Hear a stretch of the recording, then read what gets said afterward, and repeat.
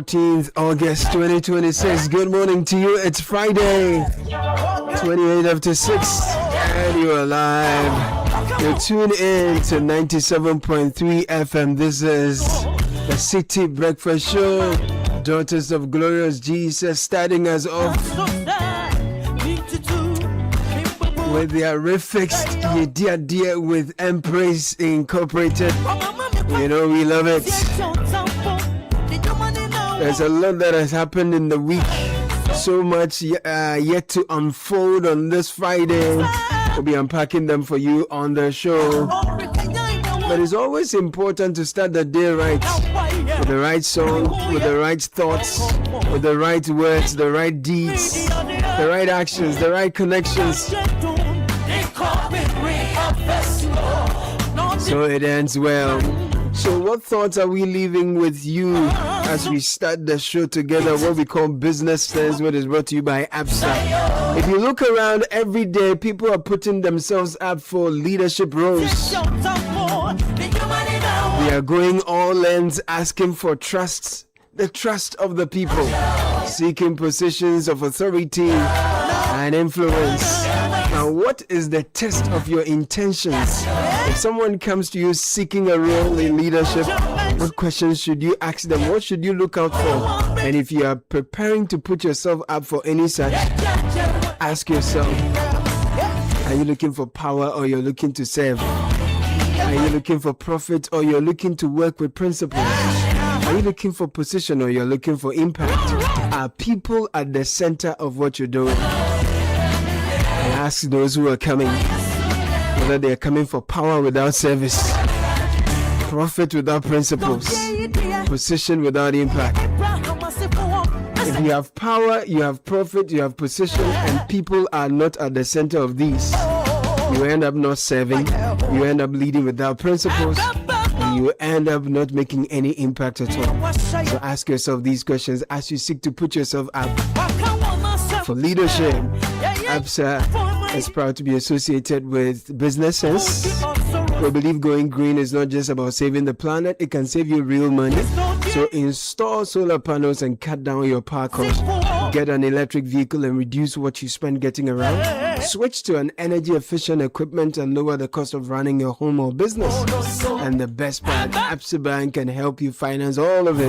The ABSA Green Finance Loan gives you what you need to make it happen. Walk into any of our branches, ask about the ABSA Green Loans today, and say yes to a greener tomorrow. Terms and conditions apply.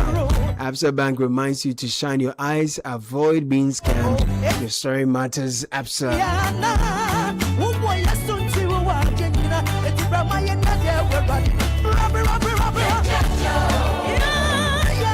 Then we'll get into the news review.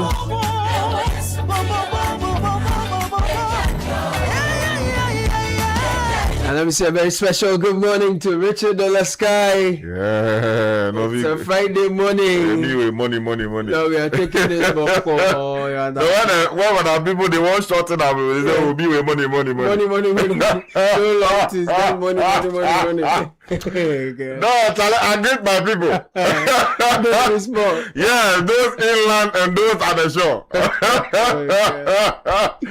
No, but this morning we got some papa, you know papa. Yes. Yeah, that way. Yes. Good for around the way. Yes. They do with some good Allah. We are to do brother. Yeah, chewy stick on top. No, Charlie. Kaka, good morning. Kaka, for thank you for my place, you know. Early morning, like, we'll go to the beach. We'll go see the brother. Just make you watch them greet people. It'll be rough. I bet that would be interesting. But good morning to you both. And I'll start off with the Daily Graphic front page stories. Revocation of mining lease on lawful Adamus resources. Go after small scale miners revenue. IFS to government. And that's the big story on the front page of Daily Graphic. Other stories. BOG directs banks to boost SME agric lending. Graphic Business. Stanbic Bank submits cybersecurity paper to CSA. Call for sustained action on financial fraud. Warrant issued for Sedines release. If you go to the back page of Daily Graphic, Dansoman Hansonic Dakuman Road in ruins. Commuters waste many hours in congestion. It comes with a picture showing the terrible state of the road. Okay, let me take you to the Ghanaian Times, a truly gory one on the front page this morning. Yesterday, Ghanaians woke up to news of this devastating crash on the Ofanko-Accra highway, and the Ghanaian Times screams this morning, Ofanko crash claims 11 lives, injures 13, road indiscipline blamed. And we're told that Aboboya was involved, something we're talking about just a couple of weeks ago, about the need to intervene and deal with them on our roads. Also, the front page this morning, 82,500 Ghanaians use hard drugs. This coming in from the NACOC, comes with a photograph of Major General Mante. And then another story here that says NHIA releases some 35.1 million Ghana cedis for free primary healthcare services. Other stories on the front page. Okay, let's go to the Daily Guide newspaper. And on the front page, government, 3 others sign MOU to secure 30% large-scale gold output. 12 dead, 22 injured in Ofanko Barrier Road crash. And Sky was talking about that earlier. 2 killed, Nigerian arrested in foiled bank robbery. Comes with a picture of Augustine Okechukwu Mazi, but his face is blurred, so Sky won't have an issue with that. Other stories on the front page as well. Adamus lease revocation, apply same rules for Galamsey big mines, retired miner says. MPP National Executive Election nominations open 50,000 Ghana cedis for chairman position, and Horticulture Expo 2026 to redefine trade, green jobs. And this story comes with a picture of President Mahama and a GEPA CEO as the FAGE president. The Chronicle is raising an important issue, our health. Hepatitis B. Your barber's blade could put you at risk. For those of you who don't have your own, cutting machines, please, you must procure one. And when you go, insist that your things be used for you. I know some people simply cannot afford. Where you cannot afford, insist on sterilization. Also, the front page this morning, Kingsley Ajiman defends his record as the boss of the National Scholarship Secretariat. And then MPP election, Koka Kujo, cruising home for victory. Okay, let's go to the Inquisitor. Front page stories, Ashanti NPP regional executive elections. Roguery against Coca as crooks use DMB's name to campaign for Kokofu. TCDA flies higher, holds oil palm forum, distributes inputs to tree crop farmers. Ejuji leads MPA to commiserate with late Dramani Bukhari family. And A story says, coming up, how Wontumi had access to phone in Nsawam prison to campaign in the Ashanti region MPP executive elections, according to the Inquisitor. Okay, let me take you to the Ghanaian publisher. Retired minor questions calls to protect Adamu's resources. Comes with a photograph of Angela Lest, who is the CEO of Adamu's Resources, and then also the Honorable Minister for the sector, Kofi Boah. Also on the front page this morning, Coker's big vow, I'll deliver Ashanti for MPP. And a story here that says police foil Laboni bank robbery, kills 2. Yeah. Okay, I have the Informer and the top story on the front page. Galamsey worse off under Mahama, and that's according to Arocha Ghana. Comes with a picture of the Deputy National Director of Arocha Ghana, Daryl Bosu. Other stories, quiet work, big results. OSP helps FBI nail ex-tour boss in 1 million bribery case. Stop hiding insults behind democracy. Napo tells Ghanaians. Upper East Airport construction to begin by end of 2026. That's according to President Mahama. Police foil Laboni bank robbery, kill 2. And Brekum residents protest against Galamsey. Let me take you now to the Ghanaian Point. Adamu's mining assets not up for sale despite lease revocation. This is coming in from the Ministry for Lands. The minister's photograph is here. Also on the front page, Bolgatanga Airport to take off by end of 2026. This is coming in from the President, John Dramani Mahama, who is pictured here. And young Ghanaians deserve opportunities to build their future. Dr. Baumia is pictured here and is quoted as saying, Okay, let me take you to the Herald newspaper. Front page stories. Ghana's scholarship scheme used for visa, racketeering and charity. Husband, wife and 3 kids individually pocketing £8,160 monthly in the UK. MPP communicator justifies cut in $19 million US Ghana embassy cash scandal. Also, police foil planned robbery of banks in Laboni, killed 2 suspects. Bafo demands public inquiry into $1 million Dumso era bribery scandal. TMA TDC at war over who controls development in Tema. And President Mahama sends goodwill prayers to hospitalized Bedu Kobi. Let me take you to the Insight newspaper. The story about what's happening between TDC and TMA makes the front page. Tema mayor, she's not the mayor actually. She's the chief executive of the Tema Metropolitan Assembly. And the story says TMA, Tema mayor on rampage and demolishes government project amid dispute with TDC. Comes with a photograph of Ibi Bright, who is the CEO there. Also on the front page this morning, Ayite Koto Land. Okay, Ayite Koto Land Guard invasion. Police arrest 2 with AK-47 rifles. And then ending double track will improve WASI performance.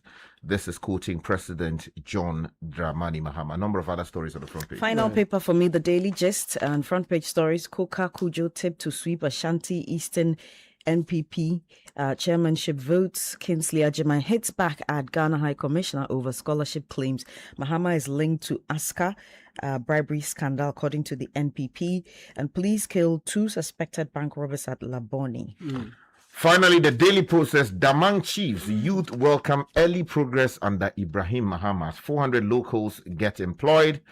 Airstrips and roads are being constructed, according to the paper, apparently quoting the chiefs from the area. Also, the front page this morning, MPP's concerns over AG's credibility to probe AXA energy deal baseless. This is coming in from the NDC. And this one I'm so excited about. That's why I'm in the national colors this morning. Black Queens beat La Côte d'Ivoire to keep 2027 World Cup hopes alive. Nice one. Yeah. Yes. And I'll take you online quickly. CityNewsroom.com. Of Fancourt crash. Death toll rises to 12. 22 injured. National Road Safety Authority is speaking here, and breaking down Aboboya may have triggered deadly Fancourt crash. That story is also on CityNewsroom.com. Demolish illegal structures around forts, castles. This is Jifa Gomashi, Minister for Tourism and related matters. National Cathedral funds could have completed some Agenda 111 hospitals. This is AG speaking. Now, business confidence remains strong despite rising costs. This is the Association of Ghana Industries speaking. TDC has no planning authority, must seek TMA approval. This is Ebi Bright. And we don't trust Ayene to prosecute his own. This is the NPP on the Asante Beacon bribery issue. The case of a heist around Laboni and its foiling is also here. The police foiling that attempt is captured here as well. 4 Ghanaian onion trucks released as Ghana-Nigeria trade dispute ends. Cocoa Board bans LBCs from buying cocoa from farmers on credit. If you go to channel1newsonline.com, new cars warranty attract buyers at Channel 1 TV Zonda Tech Auto Expo. And there's a story here where gospel musician Perez Music says that the expo has changed his perception around Chinese vehicles. So it continues today at the Jowulu showroom of Zonda. So you want to pass by and be there. So other stories, evacuate or face eviction. This is the energy minister warning encroachers who have pitched tent under pylons in the country. That's a warning to you. TDC questions TMA stop work order, demolition of Tema housing project, and more of same. If you go to myjournalonline.com, fuel prices have risen by more than 33% in Ghana since the start of the year. This is according to their research desk. And the other story is, why are international agencies exposing corruption Ghana cannot detect? This is an MP asking this question. And the National Road Safety Authority has probed Aboboya link to Ofankor crash that killed 12. If you go to the High Street Journal, there's an interesting article here. It says, a fall from grace, how Ghana's cocoa export has dramatically lost ground in the last 2 decades. Makes for an interesting reading. 48,000 displaced in 2025 as Ghana steps up crisis response. If you go elsewhere, how China dominates an icy shipping route at the top of the world. And elsewhere, presidential pardon for French alleged spy accused of plotting Mali coup. Zambia went to the polls yesterday as their president is seeking a second term bid. More details of that will unfold. We'll bring you that in a bit. Okay, let's take you to the very tragic story emerging from the Accra or the Ofanko Accra highway. Yeah. Page 12 of the Ghanaian Times has that story, and it's by Prince Ado Frimpong, and it says 11 people have been confirmed dead and 13 others injured in a multiple vehicle crash at Ofanko in the Ganot municipality on the Accra-Kumasi highway. Yeah. Now, the crash, which occurred yesterday, involved 2 tipper trucks, 2 commercial buses, 2 saloon cars, and an auto rickshaw, popularly known as Aboboya. Now, Divisional Officer Grade 1 of the Ghana National Fire Service, Mr. Emmanuel Boni, who disclosed the casualty figures at the scene, said several vehicles were extensively damaged in the crash. Now, he said some passengers were trapped under the wreckage and had to be rescued by personnel of the Ghana National Fire Service. Now, the National Ambulance Service subsequently transported the injured victims to various hospitals across the national capital for medical attention. Mr. Boni said investigations into the cause of the crash were ongoing in collaboration with the Ghana Police Service. There's a quote here that says, in all, we have recorded 24 victims comprising 11 fatalities and 13 casualties. The injured have already been transported to the hospital by the National Ambulance Service, he said. Now, he said preliminary information suggested that a stationary vehicle on the highway might have contributed to the collision, although investigations were yet to establish the exact cause. There's an angle that you drew our attention to about Aboboya. Broken down, Aboboya may have triggered deadly Ofankor crash. National Road Safety Authority speaking on citynewsroom.com, story by William Now. So a broken down tricycle, widely known as Aboboya, may have triggered a chain of events that led to the deadly multiple vehicle crash at the Ofankor barrier on the Accra and Sawam Highway, the National Road Safety Authority has said. Now, Felix Owusu, who is Senior Planning Manager at the authority, said preliminary information gathered at the scene pointed to a stationary tricycle as the possible starting point of the crash, which has so far claimed 12. Now, speaking on Eyewitness News yesterday, Mr. Owusu said the tipper truck carrying sand stopped behind the broken down vehicle, while two sprinter buses carrying passengers also stopped behind the truck. He said another tipper truck then approached the vehicles at high speed and crashed into the line of vehicles. A very, very, very, very gory scene. Very disturbing images we saw from there. Lives lost needlessly. Many named. Yes, I mean, completely unacceptable. Something must change. Let me take you to the editorial of the Ghanaian Times, which echoed, in a sense, some of the things we have been discussing. But somewhere in there, they said that where road users repeatedly violate traffic regulations without meaningful sanctions, public education campaigns risk becoming little more than annual rituals. The authorities might therefore strengthen enforcement, particularly at crash-prone locations. Traffic police and other enforcement agencies must be adequately resourced to monitor dangerous, stretches of road and act promptly against violations. It goes on to talk about other things. You find that on page 4 under the title, Another Road Tragedy We Must Not. And I think the DVLA must really deal with this Abubuya Pragia problem. This is not the first time there's been a major accident on our roads or a major crash where it's connected to the Pragia or the Abubuya. Just this morning on my way here, there was the blue ones are the Pragias, right? There was a Pragia that was trying to overtake. The blue ones are the Abubuyas, the yellow ones are the Pragias. So the Abubuyas, the ones that collect the baller, was trying to overtake a 207 trotro, and it turned into a race.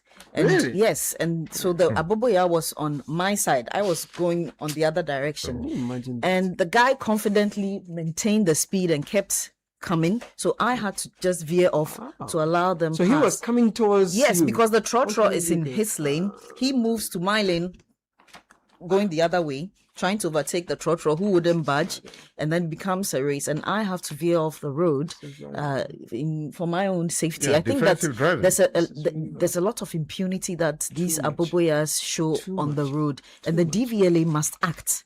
We need to understand what kind of vehicle they are, and we've said time and over, using them to collect rubbish, using them to transport water, it doesn't make any sense, and it's beginning to pose danger. Not even beginning, it's already a threat to lives. Let me talk about another big challenge that Ghana continues to grapple with, which is Galamsey. If you go to the Informer newspaper, page 2, I believe, the headline story there is Brekum residents protest against Galamsey, and the story reads, hundreds of residents in the Brekum municipality and the Brekum West district have embarked on a street protest to express their displeasure over growing illegal mining activities, popularly known as Galamsey, at Benkasa and Amomaso farming communities. The protesters, comprising farmers, youth groups and opinion leaders, wore red armbands and headgears as they marched through the principal streets of Brekum and presented a petition to the Brekum Municipal Assembly. They said the illegal mining activities had caused extensive destruction to crops, arable farmlands and water bodies, and called on the government to intensify the efforts to curb the menace. I'll stay with the topic of Galamsey. The Herald has an editorial that says the Galamsey fight must move from reaction to prevention. But I'll take you back to the Informer and talk about this story. Galamsey wears off under Mahama, and that's according to Arocha Ghana. It's a news desk report. I'll just bring you a few paragraphs. An environmental advocacy group, Arocha Ghana, has stated that the scale of illegal mining, commonly called Galamsey, under President John Dramani Mahama's government has worsened, making nonsense of the death of the helicopter crash victims. According to the group, instead of the death inspiring government to intensify the crackdown on the menace, the situation situation has rather deteriorated, leaving citizens with no hope that galamsey will be dealt with. And final one from the Daily Graphic, that says from the front page, that says still on mining though, that says go after small scale miners revenue, IFS tells government. And the story by Pacom Emmanuel Damali says economic think tank Institute for Fiscal Studies, IFS, has urged the government to devise a strategy to generate revenue from the rapidly expanding small-scale mining sector. It said, although data showed, for instance, that in 2025, gold exports increased by a remarkable 103.3% from about $10 billion to $20 billion, with small-scale mining contributing as much as $10 billion or 51.5%. The government did not articulate any strategy in the mid-year budget for mobilizing revenue from the small-scale gold mining sector, despite critical need for it.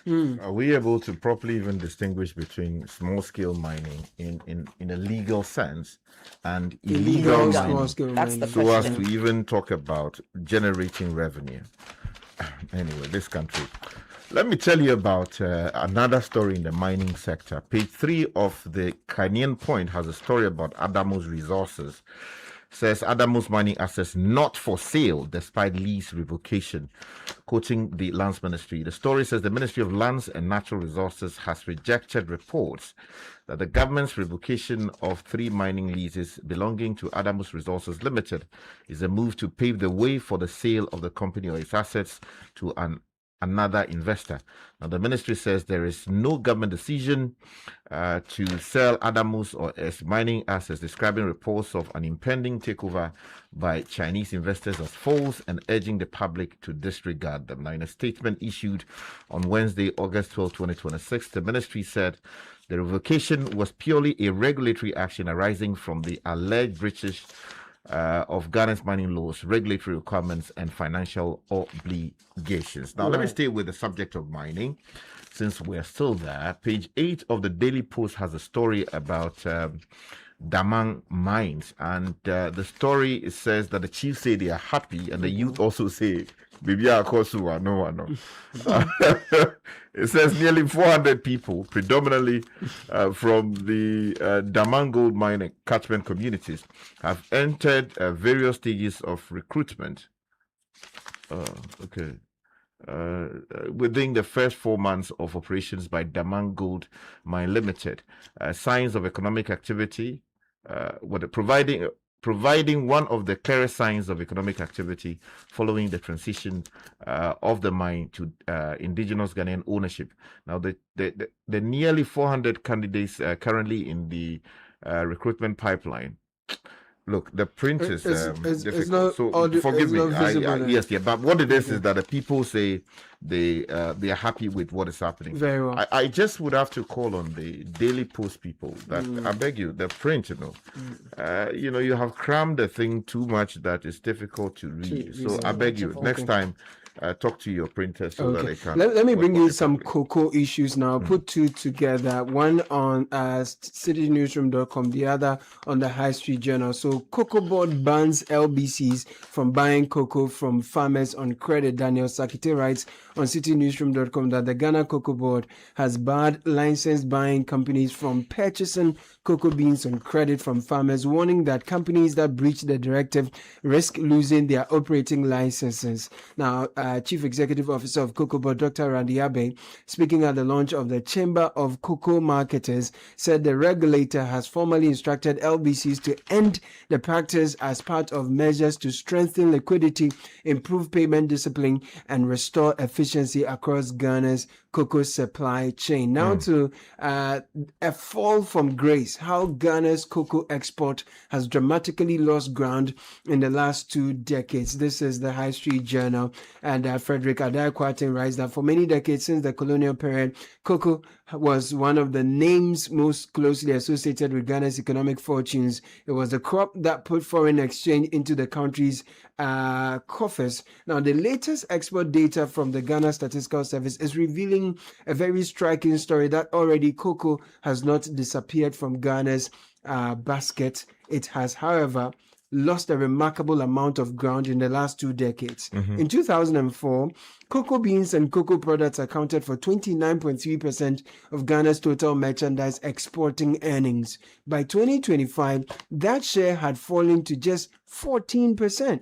That is a decline of 15.3 percentage points, meaning cocoa's share of Ghana's export earnings has been cut by roughly 52% over the 21-year period. And to put it differently, for every 100 Ghana cedi earned from the merchandise exports in 2004, about 29 Ghana cedis came from cocoa.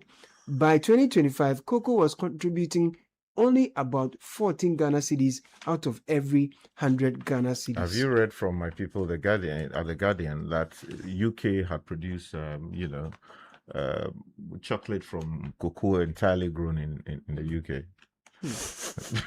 Anyway, there's a strong causation. We are using more cocoa plantations. If the people are finding a way of, growing their own cocoa, and we are here fooling, killing our cocoa trees for galamsey and all the shenanigans that are happening. You continue within the next 10 years. We'll see where we'll be. Talking about shenanigans, Sky, let me quickly bring you the story about Ghana's scholarship scheme used for visa racketeering and charity from the Herald newspaper. And it reads that Ghana's High Commissioner to the UK, Saba Zita Benson, has alleged the widespread abuse of the country's scholarship system during the previous administration, claiming that families were sponsored with taxpayers' money to accompany beneficiaries studying in the UK. Aside from her revelation, there had been reports of scholarship slots being sold at exorbitant prices during Dr. Kingsley Agyeman's administration. And that's the previous head of the scholarship secretariat.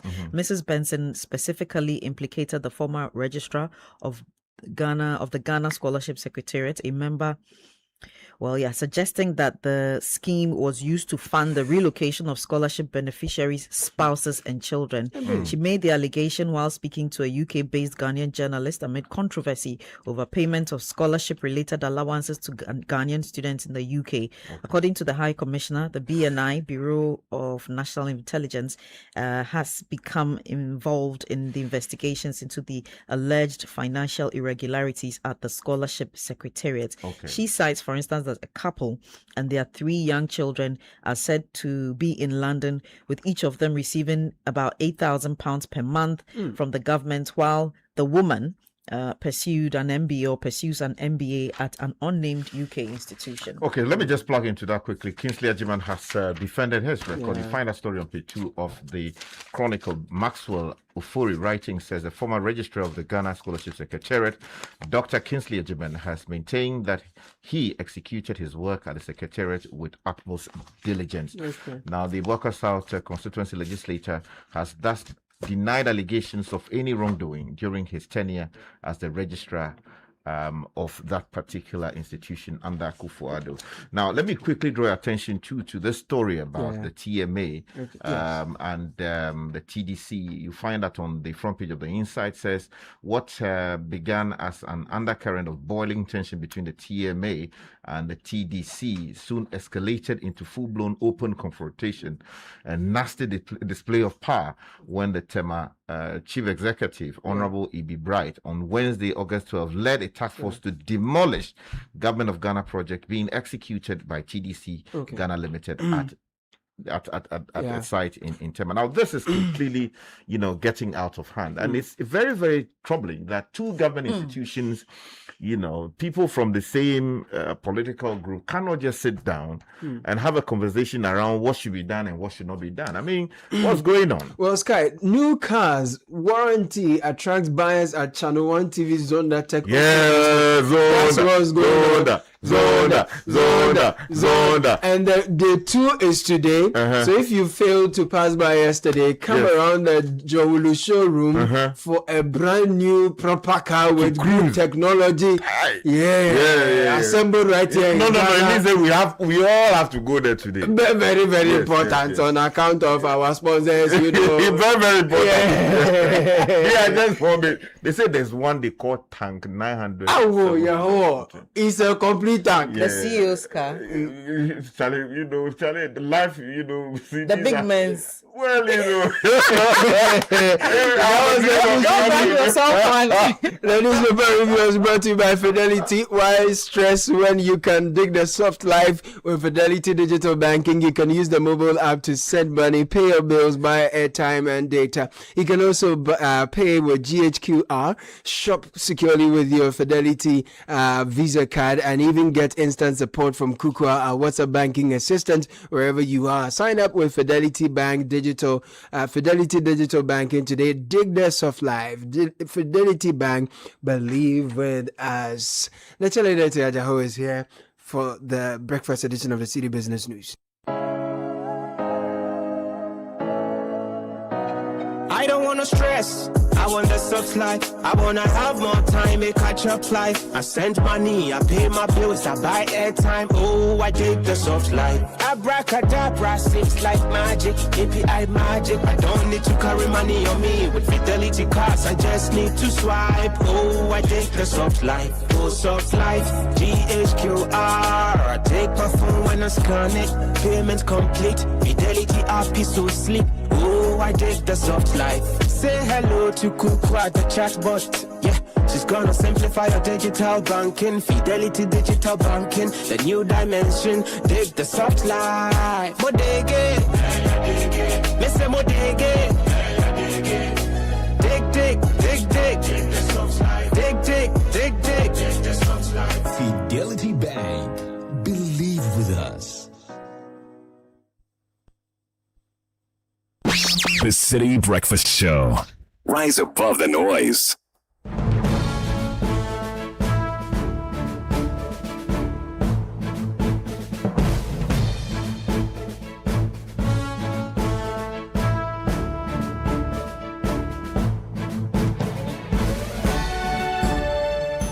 Good morning and you're welcome to the Friday edition of the City Business News. Is brought to you by MTN, EcoBank, Valex Lease and Go Good Energy. Let's get into our stories now. And the government has reached an agreement with Ghana's large-scale mining companies to implement a key component of the Ghana Accelerated National Reserve Accumulation Program, GHANRAP, requiring 30% of their gold output to be sold to the Bank of Ghana and the Ghana Gold Board for local processing and refining. The agreement was formalized through a memorandum of understanding signed by the Ministry of Finance, Ministry of Lands and Natural Resources, the Bank of Ghana, the Ghana Gold Board and the Ghana Chamber of Mines, representing the country's large-scale mining companies. Speaking at the signing ceremony, Finance Minister Dr. Samuel Attah-Mensah said the MOU marks the conclusion of negotiations on how the 30% gold purchase component of GHANRAP will be implemented. Following the announcement of government flagship GHANRAP, the Ministry of Finance and the Ministry of Lands and Natural Resources co-chaired a conversation between the chamber and the mining companies and the Central Bank and Gold Board to facilitate the implementation of the sale of 30% of gold output to the Central Bank and the Gold Board. That was Finance Minister Dr. Samuel Attah-Mensah. Now, as Channel 1 TV's Zunda Tech Auto Sale and Expo enters its second day and final day today, thousands of buyers and potential vehicle owners who thronged the showroom on day one were captivated by the range of new models on display as the conversation around affordability, quality, and access to brand new vehicles took center stage. Here is more. The showroom was a hive of activity on day one, attracting prospective buyers, industry players, and automotive enthusiasts keen to explore the latest models on offer. From Tank 700 and Cherry range to pickups and other commercial vehicles, the display offered visitors an opportunity to compare models across different segments and assess what fits their needs and purchasing power. This I also wanted to announce why today there are so many banks here, because before the joint Zonda, they said, especially for these 2 days, some can even offer the interest rate annually 10%. Oh, let's put our hands together for our banks. 10%. So if you want a vehicle If you want a vehicle today, tomorrow is the moment. And while policy conversation focused on the future of Ghana's automotive industry, patrons, including celebrities who thronged the expo on day one, expressed excitement about the range on display. I think this the Tank 700. I think it's an amazing car. Like, whoa, I don't even know how to describe it. It's very bold and it feels very safe. Like when you sit in it, it feels very, very safe and it gives you some level of confidence. For a price like this, for a brand new car, I will go for it. Then a 5-year warranty. Who doesn't want warranty? Go for it. So far, it's been very impressive.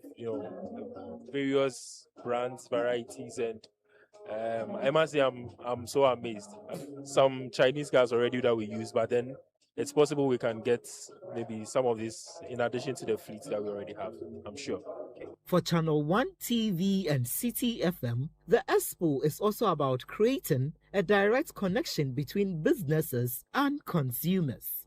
Head of Events and Partnerships at Channel 1 TV and Citi FM, Frema Edunyame says the final day will offer another opportunity for prospective buyers to experience the vehicles. If you were not here, on day one, please make sure that you are joining us tomorrow. That's Friday, the 14th of August. It is happening as well. Those who have been in, people have really made good purchases and very, very sleek cars, beautiful. Something for everybody, students, the working class, the bougie people up there. It's a brand for everybody. So we are encouraging you to come in, have a conversation with Zonda. That was the head of events and partnerships of Channel 1 TV and Citi FM, Frema Edunyame, ending that report filed by Emmanuel Pong.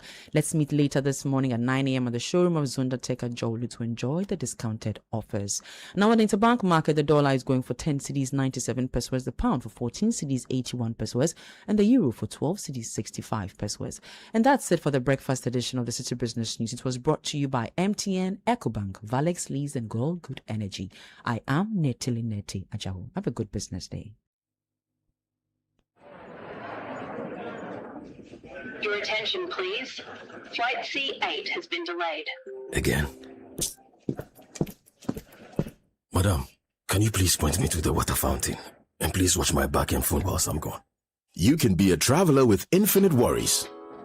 Hello, Mr. Anand. Your lounge access is ready and your seat is warm. Or you can be a traveler with infinite privileges. Champagne, sir? Original the drink. Choose EcoBank's infinite privileges with an EcoBank Visa Infinite card. Access airport lounges worldwide, fast-track services, best-in-class daily limits, and enjoy other exclusive travel and lifestyle benefits. Infinite privileges await. EcoBank, the Pan-African Bank. Good energy powers the things that people do to empower themselves. It fuels families, communities, businesses. Good energy fuels nations. It gets things going and keeps them moving. Good energy isn't just what we do, it's who we are. Goyle, good energy.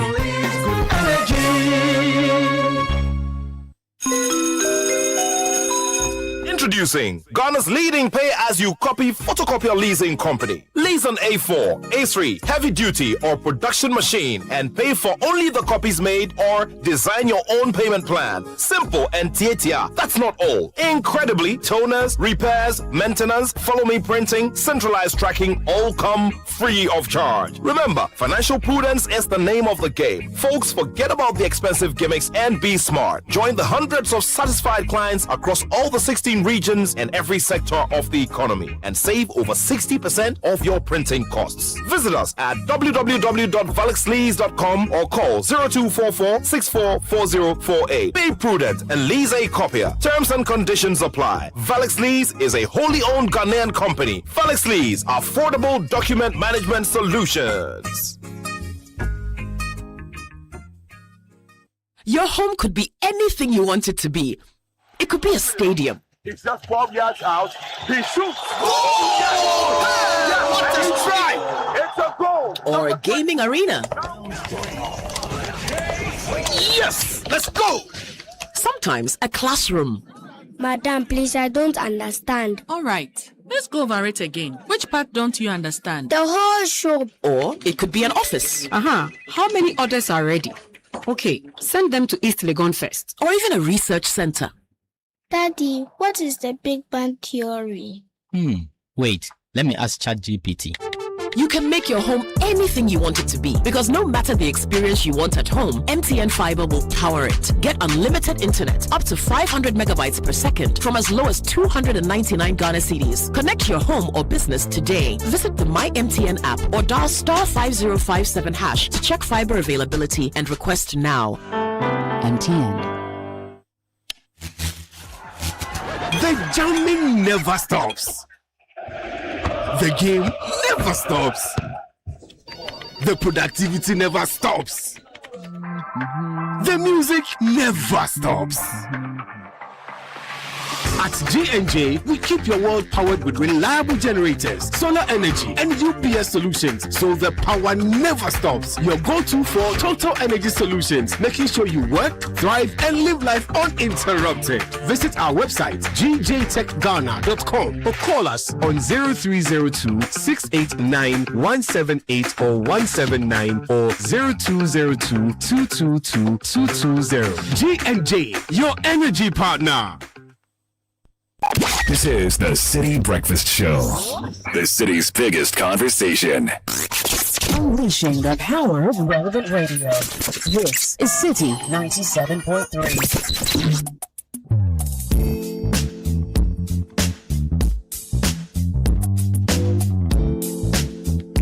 12:07, 97.3 Citi FM. This is the City Breakfast Show.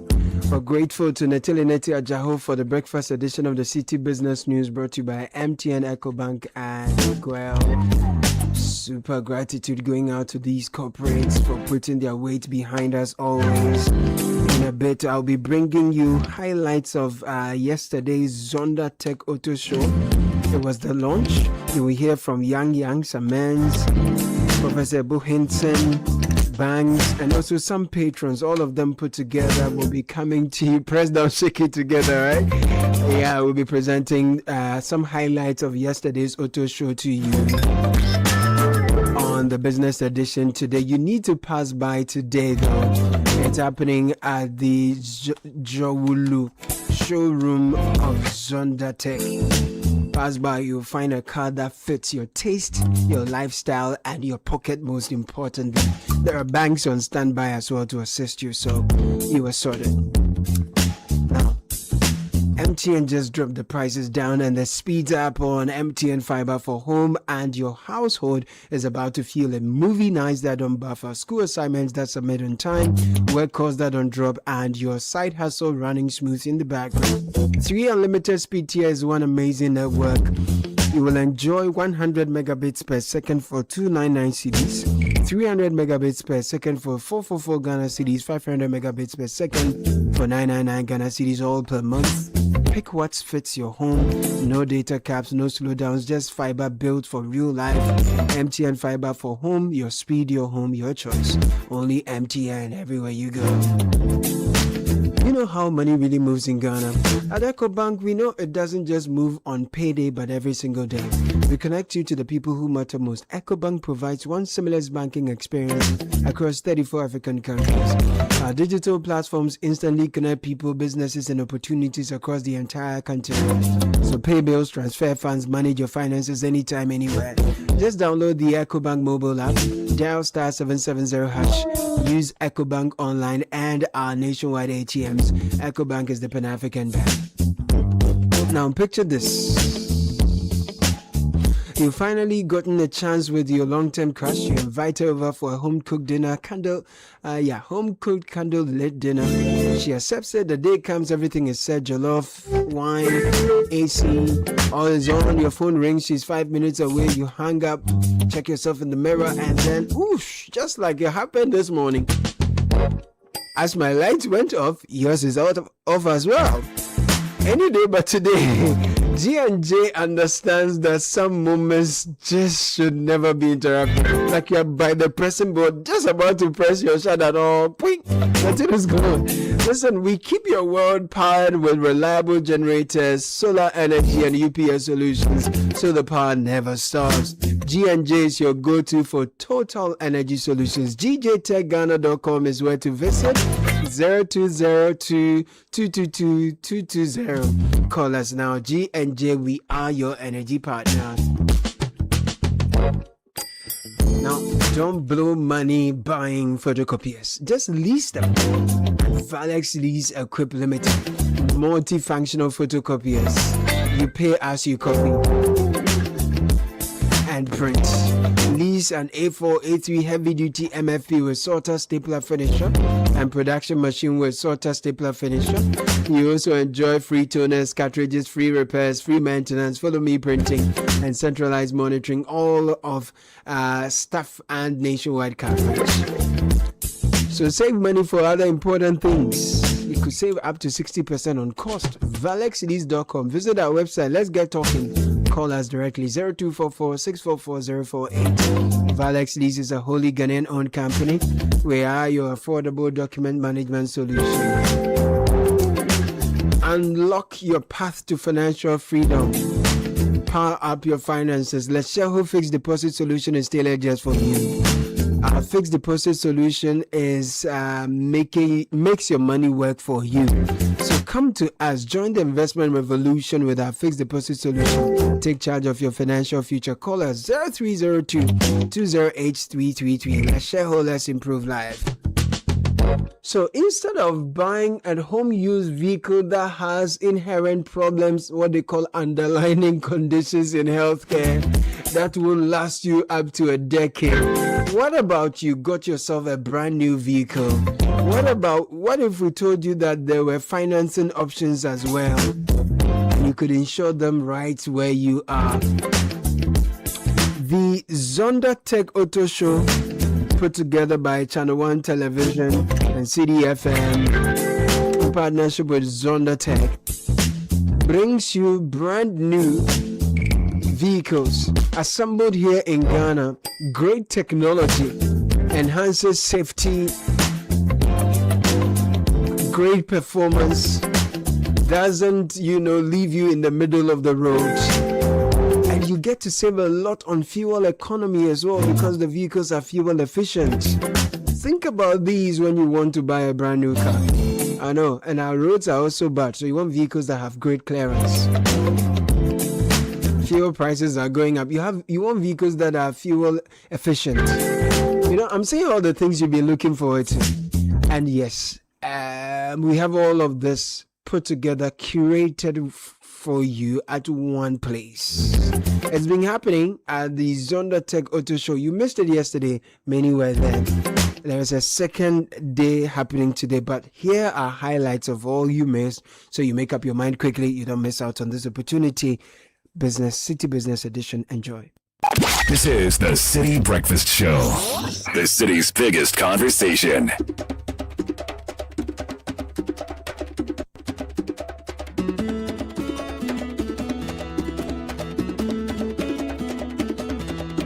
Please wait. Please wait. Please wait until I get my new car. Please wait until I find my real size. I'm gonna get me some love so bad. My girl, sweet girl, my girl. I can see. This is 97.3 Citi FM. Welcome to a special edition of the City Business Edition. I am Nik Latte, and over the past two episodes, we have been talking all about the two-day Channel 1 TV Zonda Tech Auto Sale and Expo. What to expect, the incredible range of vehicles on display, and why you should make time to be part of it. Well, the expo opened yesterday, and what a start it was. There was a lot happening at the Zonda Tech Ghana showroom at Jolu, from some speeches and then also presentations to prospective buyers who were exploring a wide range of brand new vehicles, and of course, some very attractive offers. So today, on the City Business Edition, what we are doing is that we are taking you on a 360-degree tour of day one. We are bringing you highlights, the conversations and the offers, as well as the excitement that sets the ball rolling. And if you are still sitting on the fence about buying that brand new vehicle, well, by the end of this show, you just might have a reason to change your mind. So we are beginning with some of the key addresses from the opening ceremony. First, we hear from the Chief Executive Officer of Zondatech Ghana, Yan, followed by Samuel Attah-Mensah, who happens to be the Managing Director of Channel One Television. We collaborate with Channel One TV. It's not owning an exhibition or an auto sale. It is also the confidence we have demonstrated in the Ghana's auto industry and also the assembled vehicles in Ghana. It's about giving Ghana youth the jobs and skills, technology, transformation. Today, I want to state to everyone why we want to start this Zonda collaboration with the Channel One auto show and exhibition. I remember 2023, when I first started selling the GWM power pickups. Everybody knows I am a marketing woman. I market my products every day to different organizations. Definitely, I went to Citi FM because we know Mr. Simmons is a media tycoon. If I can convince him to buy one of my pickups, definitely it will be my greatest achievement. Then I told Mr. Simmons, I said, you need one power pickup. Mr. Simmons said, oh, you China pickups. Before I used the one China vehicle, the experience was not good. Why should I patronize a China pickup while there are Toyota and the Nissan and other brands in the town? I told Mr. Simmons, I said, okay, now don't pay me any advance payment. I give you 6 months to pay. And then I want you to use the pickup in the dirty roads. Don't use it on the good roads. They said, oh, really? Then we have this city touring the whole country coming up. Now pull your pickup up and let's do a test. Okay. Then immediately we started that tour. Then after that tour, the feedback we got from the drivers was tremendous. Mr. Simmons immediately said, okay, myself, I want to buy one more. Then he used it. Now, for 3 years. Then later, I said, Mr. Simmons, you cannot only use my vehicle. You need to understand my dream. If you want to be an entrepreneur, you need to sell your dream to people, to buy your dream and your products, right? He said, what is your dream? I said, my dream is I want not only to sell vehicles, I assemble vehicles in Ghana. You need to come and see my assembling plants. He said, oh, this China woman can boast though. I said, just come. Then one day, he paid me an amazing, a surprising visit. Then he said, hey, Madam Yang, I'm in your assembly plant. I'm not aware you're doing all this. I said, yes. Now you see. Then later, I took him to my showroom. I said, this Havre drilling, I assemble in Ghana. These pickups, I assemble in Ghana. All these vehicles, I assemble in Ghana. He said, how strong is your Havre drilling? One of my staff wanted a Havre drilling. I said, okay, Mr. Simmons, take one, the same thing. After 6 months, if you are not satisfied, return to me. If you are satisfied, pay me. Now, Havre drilling is gone. And then the lady, because I was lucky, he put a beautiful lady in the car. Wherever he drove the Hava Jolene, God, she did advertisement for me. So I was thinking whether I should charge them or not. But because I have entered an agreement with the city, I have to charge them to let them know the value of money. Then later, the automatic pickup came. City got one. Then the cherry series. Cherry is the biggest exporter, not only in China, in the whole world. They said, oh, Madam Mia, you're doing a great job in Ghana. You are not only sending vehicles, you are assembling vehicles. We want to support your dream. We want you to represent our products. Then I went to Mr. Samuels again. Now get Cherry Tiggo 7 Pro Max. You know who he put inside the Cherry Tiggo Pro Max? Bernard Avle. If you see in this world, there is one man except my husband I love. That is Bernard Avle. I feel in love with him the moment I entered Ghana. That was 2010. You know why? Because I used to be a media person. I listened to him every day. The time I spend on him is much more than the time I spend on my husband. Every morning, I need to spend at least half an hour on him. And then, my tank series of products. So Mr. Samuel said, Madam Yang, we have tested all of your products. And I really have a faith in whatever you are doing for Ghana. Because Mr. Simmons, you know him, he's a very patriotic man. If you are doing things great for the nation, he wants to support you. He said, let's do this auto sale. And let's tell the Ghanaians, Madam Yang, Zonda is assembling vehicles in Ghana, and Zonda can supply your vehicles at affordable prices. So today, thank you so much for coming here to support Zonda's dream, Madam Yang's dream, and also to get an affordable vehicle. Those who are here, you will experience, because today and tomorrow, we want to give you the vehicle at the most affordable price. Some, even the price is 10% or even 15% down. Zonda, we lose money. We want to lure our customers into our Zonda's basket.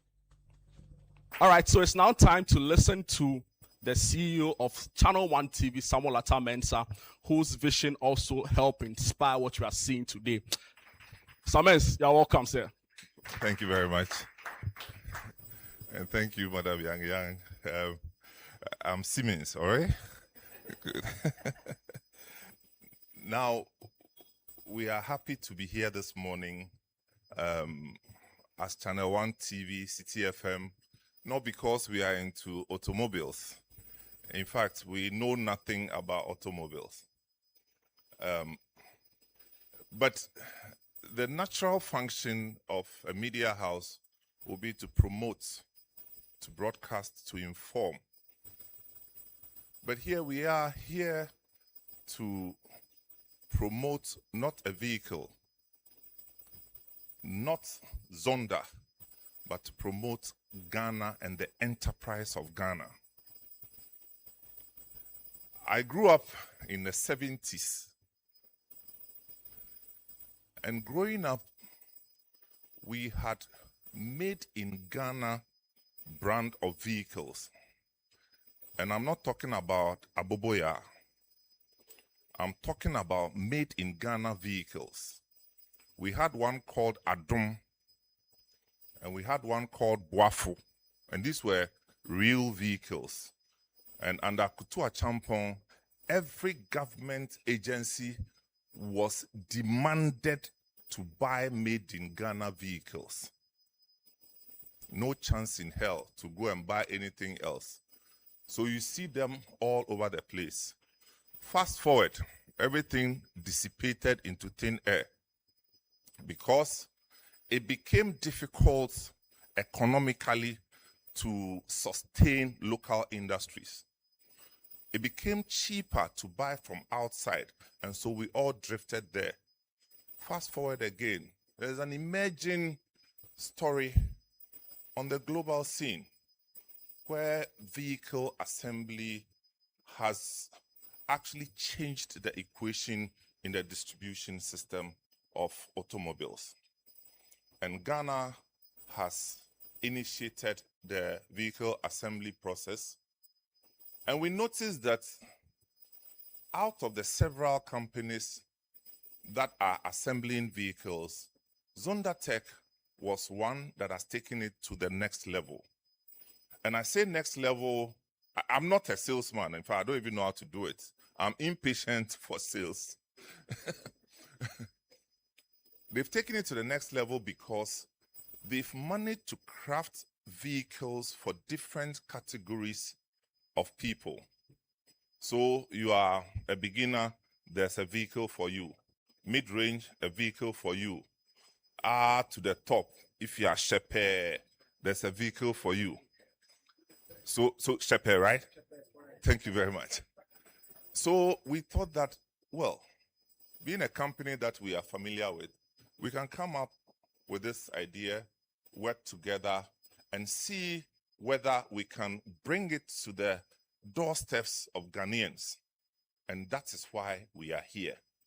It's about the Ghana enterprise, the effort of Zondatech, the push of Channel One TV, and more importantly, the desire to see Ghanaians experience luxury, affordable brands.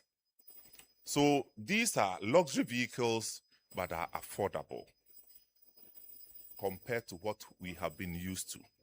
And so this is what has brought us together. It's going to be a 2-day event, and it is our hope that we will have wonderful experiences. Among the guests here, we have different people. Apart from the banking services, we have different organizations, different professional associations, and we hope that when you leave here, you will tell the story based on the experiences that you are going to have. Next came the presentation by Professor Ibohin Singh, Professor of Marketing, who spoke on global automotive industry trends and the importance of local assembly. In that presentation, he really provided some perspectives on where the global automotive industry is heading and why local vehicle assembly matters for the automotive future of Ghana. You really want to hear this. Last year, I went to church in Soweto at Bishop Musa Sono's church.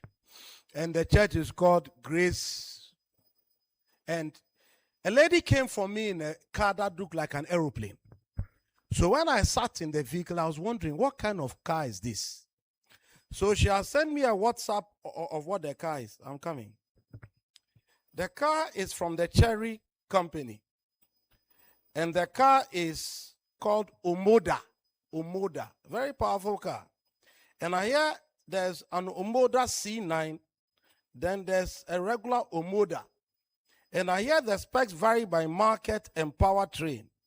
It is offered in petrol and plug-in hybrid. As we drove to church that Sunday, every 4 cars we saw, 3 were from China. It was either a Jetto or a Haval or a Cherry or an Omoda. And I've been going to South Africa for 22 years. So to look at the streets on that Sunday morning and see 50 to 70% of every vehicle being Chinese, I knew there was a revolution going on in Africa. So based on that small anecdote, yesterday too, I got an article from a magazine called Daily Investor. The article was entitled, Chinese car brands eating We Buy cars for lunch. We Buy is a company that sells second-hand vehicles in South Africa. And they said Chinese brands are rewriting the rules of South Africa's vehicle market, especially among buyers under 35. Standard Bank's 2026 Youth Barometer found that 68% of young South Africans who buy Chinese vehicles buy them brand new. A striking reversal of the broader trend where 70% of younger buyers were buying second-hand vehicles. Finance purchases of Chinese vehicles among this group surged between 423% between 2021 and 2025, and now account for 11% of all cars bought by under 35s. This is finance purchases of Chinese vehicles. So I just wanted to tell the banks that in other countries, banks are very powerful in financing vehicle purchases. Madam Young and Samantha and everybody else who's here, let me get back to the matter at hand. A showroom is normally a place where we admire finished products. Today, I would like us to use the showroom as a mirror. Every vehicle here on display today at Zondatech was designed somewhere and designed here as well. Was engineered somewhere and engineered here as well. So the question I want us to sit with this morning as I start my presentation is, how many of these vehicles will drive in 2030, 2035, 2040 and will carry the mark assembled in Ghana? Samen just said in the 70s we had Boafo. I'm praying that 30, 40 years from now we'll have vehicles that are made here, driven by Ghanaians, and are solid quality, so that the investments we make today will still be reaping benefits for us 10 years from now. Madam Young, the global automotive industry generates over $3 trillion with a T in annual revenue and employs more than 50 million people directly and indirectly across manufacturing, retail, supply chain, and services. Global vehicle production reached approximately 93 million units in 2003, with projections pointing toward 100 million units by 2030. This is not something that's going to happen and is happening per chance, but it's being driven by three converging factors. The first one is electrification. Electric vehicle sales surpassed 14 million units in 2023, representing more than 80% of all new car sales globally. One of the sales ladies told me that one of the cars outside is hybrid. So it's petrol and it's electric at the same time. The second converging issue is digitalization. Vehicles are becoming software-defined platforms. Over-the-air updates, autonomous driving systems, and connected mobility services are redefining what a car is. The third is supply chain realignment. Post-COVID disruptions and geopolitical tensions have triggered what analysts are calling friendshoring, not outshoring, friendshoring, which is the regionalization of manufacture away from small number of concentrated hubs towards multiple distributed centers of production. Here is my ramification for Ghana, because we are in Ghana. The global realignment is not a distant trend. Regional trade agreements are incentivizing local content. So for here, Zondatech is doing an amazing job in doing the assembly and giving us cars, like you've heard, for every segment and every market that wants to buy a car. Africa represents one of the world's most underserved automotive markets, and therefore one of its greatest growth opportunities. Vehicle ownership on this beautiful continent stands at fewer than 44 cars per 1,000 people, compared with over 800 per 1,000 in the United States of America. Africa's populations can reach 1.4 billion this year and is set to double to 2.8 billion by 2063. The fastest growing consumer base on earth, with 60% of that population under the age of 25. So the government of Ghana introduced an automotive policy. And in Ghana today, we have companies like Zondatech. Ethiopia has attracted Hyundai, Marco Polo. Kenya's Associated Vehicle Assemblers have operated for decades. They assembled Toyota, Isuzu, Mitsubishi for the East African market. So for Ghana, Credit must be given where credit is due. Madam Young, by the way, Madam Young has a degree from my department from the University of Ghana. I think you should clap for that one too. Very important. Yes. Yes. In 2015, she studied for an EMB in entrepreneurship from the Department of Marketing. It's important to understand who also gave her the ideas for what she is doing today. Leila, you don't agree? I think I should let them know. Okay. All right. Ghana still imports used vehicles, contributing to a significant trade deficit. What I'm advocating here today is that we need more of what Zonda is doing so that we can all afford vehicles that are new and that will last a lifetime. Now, let me turn my attention quickly to 4 types of vehicle assembly so that I'll start to wrap up. Stage 1 is semi-knockdown assembly. You import nearly complete vehicles, you carry out final assembly with minimal local content, and then you sell. Stage 2 is completely knockdown assembly. You import individual parts, you assemble them fully within your borders. This requires higher skills and local labor content. Stage 3 is local component manufacturing.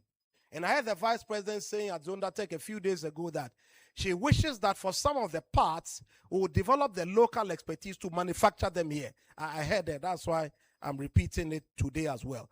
So stage 2 is completely knockdown assembly. Stage 3 is local component manufacturing. That's what our Vice President is pushing for. Domestic production of seats, wiring, harnesses, plastics, glass, and ties, where supply chains begin to root locally and SME ecosystem begin to develop around the anchor assemblies. Stage 4 is engineering and design. Local research, local development, adaptation of vehicles to local conditions, and licensing of proprietary technology. So it's 1, 2, 3, 4. I pray that sooner than later, Zonda will get to 4 so that everything will be done here. Then the EMB and entrepreneurship would have come full cycle by the grace of God. Okay. All right. Oh, clap for the EMB and entrepreneurship. Okay.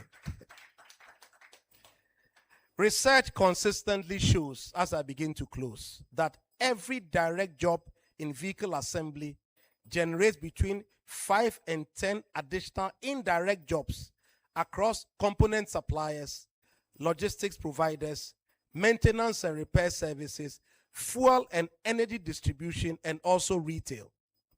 Beyond raw employment numbers, automotive work is particularly valuable because it is skills intensive. So, for me, the strategic ingredients for Ghana's automotive success are within our reach. What is required is 6 things. Number 1, policy and intensives. Because you like Ben Avle so much, I heard him a few weeks ago on the show, Point of View, discussing with certain local assemblers that some tax rebates they used to enjoy were not there anymore, and therefore they used to pass it on to the end user. And they were making advocacy that the government should consider bringing those rebates back so that we can enjoy them as consumers. So I think policy and incentives totally matter. Then also issues around manufacturer partnership, intellectual property frameworks, joint ventures. And it's important because the more we do these things, the more we'll have a better automotive sector. And then Zondatech will thrive and thrive and thrive. By 2030, as I close, I want to see Zondatech spread to every corner of this country. I want to see them selling 1,000 to 3,000 cars minimum per quarter or per year. Madam Young, what do you prefer? Per month. That's this. I think per week. Let's just do it per week for her because she's a very aggressive salesperson. 1,000 to 3,000 units per week. By 2035, I want to see Ghana established as a net exporter of assembled vehicles within the ECOWAS. So Zondatech will be doing Banjul in the Gambia. They'll be doing Furabe College in Sierra Leone. They'll be selling to Liberia. They'll be selling to Guinea-Bissau. They'll be selling to Togo. And then if they are feeling adventurous, we'll even start exporting to Bloemfontein in South Africa. It is what it is. Okay. So by 2040, I want to see a fully integrated automotive ecosystem in Ghana from component manufacturing through to design and engineering. The case for Ghana's automotive sector is very overwhelming, economically, strategically, and socially. The question before us as I close is whether Ghana should pursue local automotive assembly and manufacturing. That's not the issue, but how quickly and how boldly we can act. Let me leave this with you as I close. Strengthen and fully fund the Ghana Automotive Development Policy. This to our policymakers. Give them the incentives they need. Give them the tax rebates they need. And then also pass mandatory local assembly requirements for government fleet purchases. Some men said we're buying these things some time ago. So we need to invest in financing, market access, policy support, build the workforce now. Ghana will lead Africa's industrial transformation if we spend enough resources on building our automotive delivery capacity. They are the nations that build conditions that make the choice inevitable. Ghana has the vision, Ghana has the talent, Ghana has the opportunity, Ghana has Zonda Tech. It's impossible to speak without a final reference to the Bible. So I need to remind all of us that where there's no vision, the people perish. But where there's a vision that's married to Zonda Tech brands, diligent hands, the nation grows. So the time to act is now. But you know, buying a brand new vehicle is a major financial decision, and a financial decision that requires some financial institutions helping you. That's why we had some financial institutions also on board with various financing solutions for the vehicles on display at the expo. So let's also get to hear from them on the options available to finance your preferred vehicles alongside the special offers available at the expo. I'm with the Asset Finance Department. We finance movable vehicles or movable equipment for our customers. We are offering very competitive pricing for our customers. So be it individuals, be it companies, they can all come to the stand. We are going to give you a good pricing over a 1 month period for this particular event. Now, this promotional pricing, it's not just for the 2 days. It's actually going to run for 1 month, as I mentioned earlier on. But then when the facility is approved, it can run for a tenure of between 12 months to 5 years, that's 60 months. We finance brand new vehicles or slightly used vehicles for our customers. For this event, there's no down payment, but we assure you our pricing, as I mentioned, is very competitive. We also have the fleet financing where we buy motor vehicles, a fleet of motor vehicles for our customers, for businesses. We also do equilease, that's the equipment finance. We buy heavy-duty equipment or office equipment for our customers. And of course, because you are partnering with Zonda, anything that you get from Zonda, as I mentioned earlier on, you get a juicy deal and of course a gift pack. We want to know what is in the juicy deal. At what rates are you giving? For that, you have to come to our stand. Yes, come to our stand and then we would mention that to you, negotiate, and it's very negotiable. And what a better way to find out what is really attracting people to the expo or what attracted people to the expo than to hear directly from the prospective buyers themselves. I mean, they had a lot. I mean, they had a lot to consider. I'm really excited about the cars. I wanted a Havre, and I'm even more impressed about they having other banks here who like to assist you to purchase it in case you don't have the amount. And I think it's a very good initiative they are doing, and I hope it continues. Yeah, it's an eye-opener to all of us. In natural fact, we didn't know anything of the sort that was happening here until today. So we are very much happy about what is happening here, what they are doing in Ghana here, promoting made in Ghana products, very interesting. And then Channel One TV, what you are doing is very, very educative to all of us. So, looking at the brand of cars they have, the products they have over here, is nice, and I'm sure it's made for our environment. Its durability, yes, it's made for our environment, and then quite affordable. Yes, quite affordable. Yes. I think there should be more of such things, because when you come, you get exposed to all the vehicles, which normal women, we don't really have a lot of understanding or knowledge concerning cars. So when you come here, they give you the opportunity to know such things, and you make a decision for yourself. Right now, the vehicle that I'm enjoying and I would like to get is Sherry. I think I saw one Sherry. Yes, that's what I would want. It's the Tanxerian. I think it's an amazing car. Like, I don't even know how to describe it. It's very bold, and it feels very safe. Like when you sit in it, it feels very, very safe, and it gives you some level of confidence. It's a beautiful car. I think it's an amazing car. I saw this. I'm sure you've seen others. What do you? Oh yes, I saw the Avle. I think that was the first car I came into contact with, and I think it's also a very good car too. I mean, it's a very good starting point, and that's quite in a good range. I mean, for starters and for an SUV, I think it's cool. I think it's a beautiful car. Yeah. Well, there you have it. That has been day one of the Zonda Tech Auto Sale and Expo, organized in partnership with Channel 1 Television and Citi FM. An expo which is showcasing a wide range of brand new vehicles.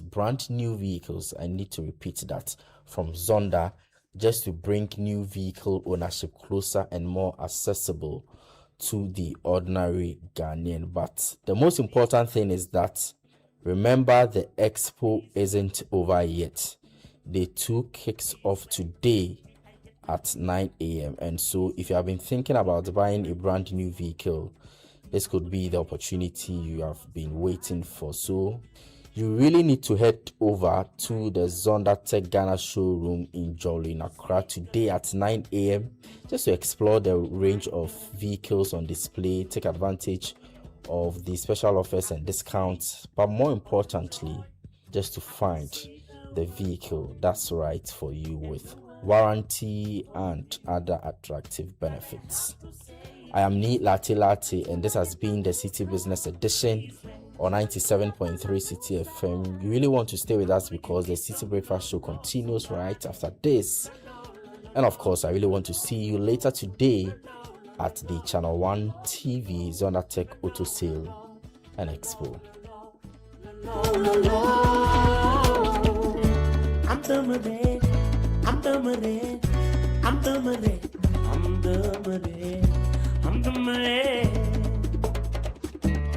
I will wait for you. This is the City Breakfast Show, the city's biggest conversation. If I become a millionaire, I will put a huge billboard right next to my ex's house saying, "Look at me now, my hate it." As for me, I'm quitting my job in Star. Mr. My hate it. Telecel is making millionaires this season. Not one, not two, but 3 millionaires. Each month, one lucky Telecel customer wins 1 million Ghana cedi for the next 3 months in the Telecel My Hate It promo. Plus, you still get to win 20,000 Ghana cedis weekly, 100 Ghana cedis daily, bundle 10 Ghana cedis, time or data. Top up your Telecel cash wallet or your fixed broadband to stand a chance of winning. Visit the Telecel Play app or dial star 500 hash to opt in for free to the Telecel My Hate It promo. Telecel, connecting energies. This promo is regulated by the NLA on the Caritas Lottery platform.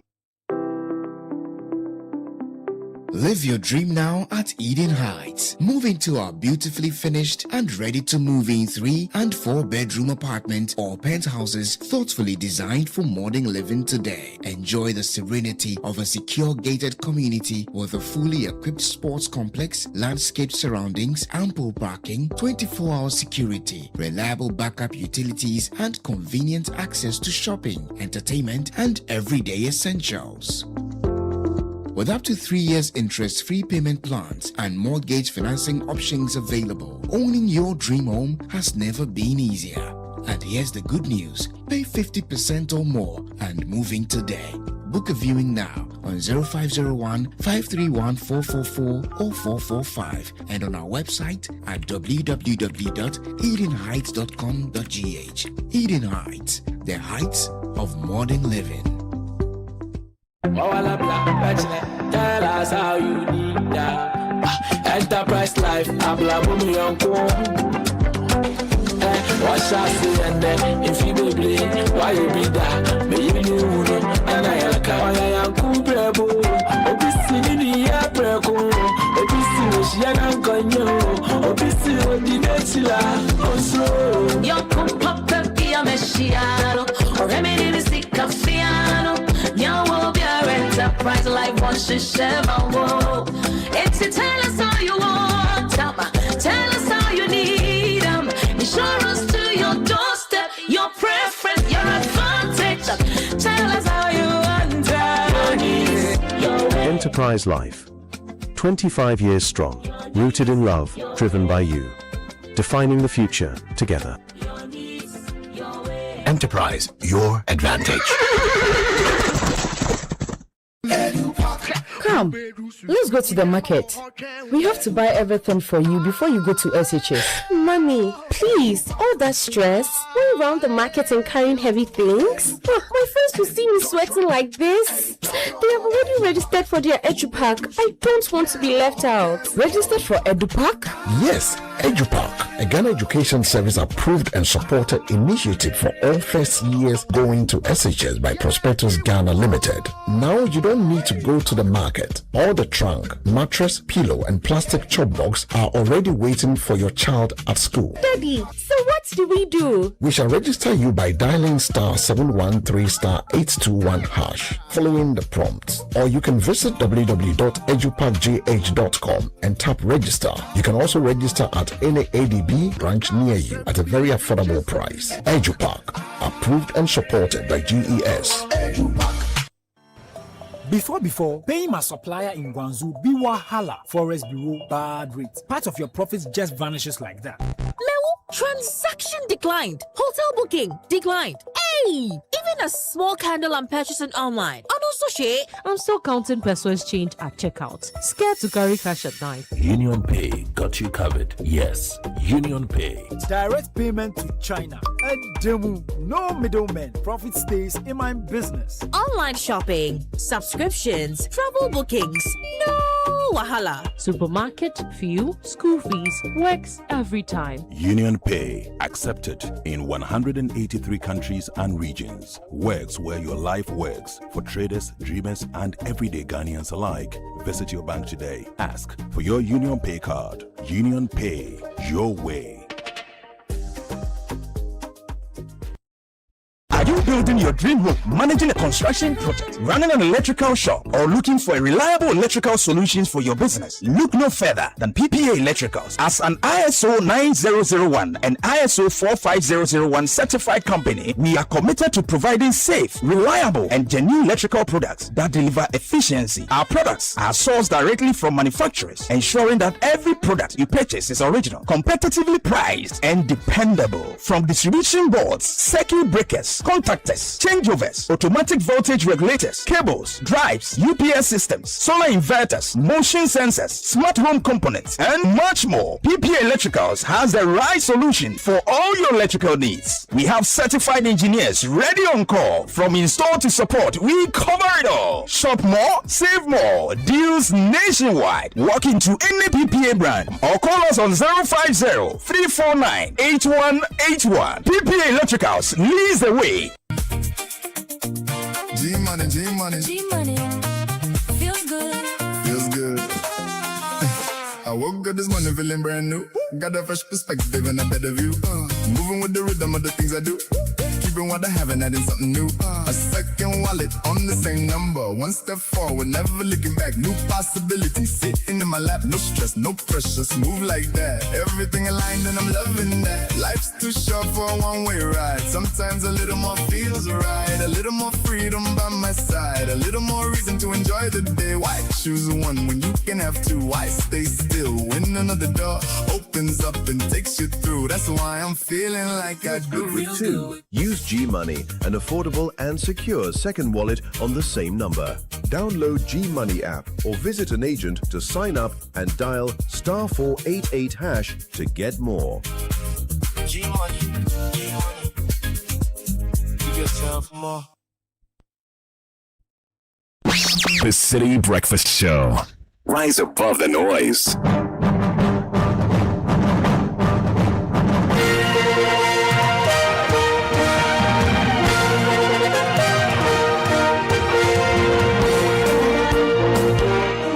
Good morning and welcome to the Friday edition of Kickoff on the City Breakfast Show. Kickoff is proudly brought to you by Politan Ghana.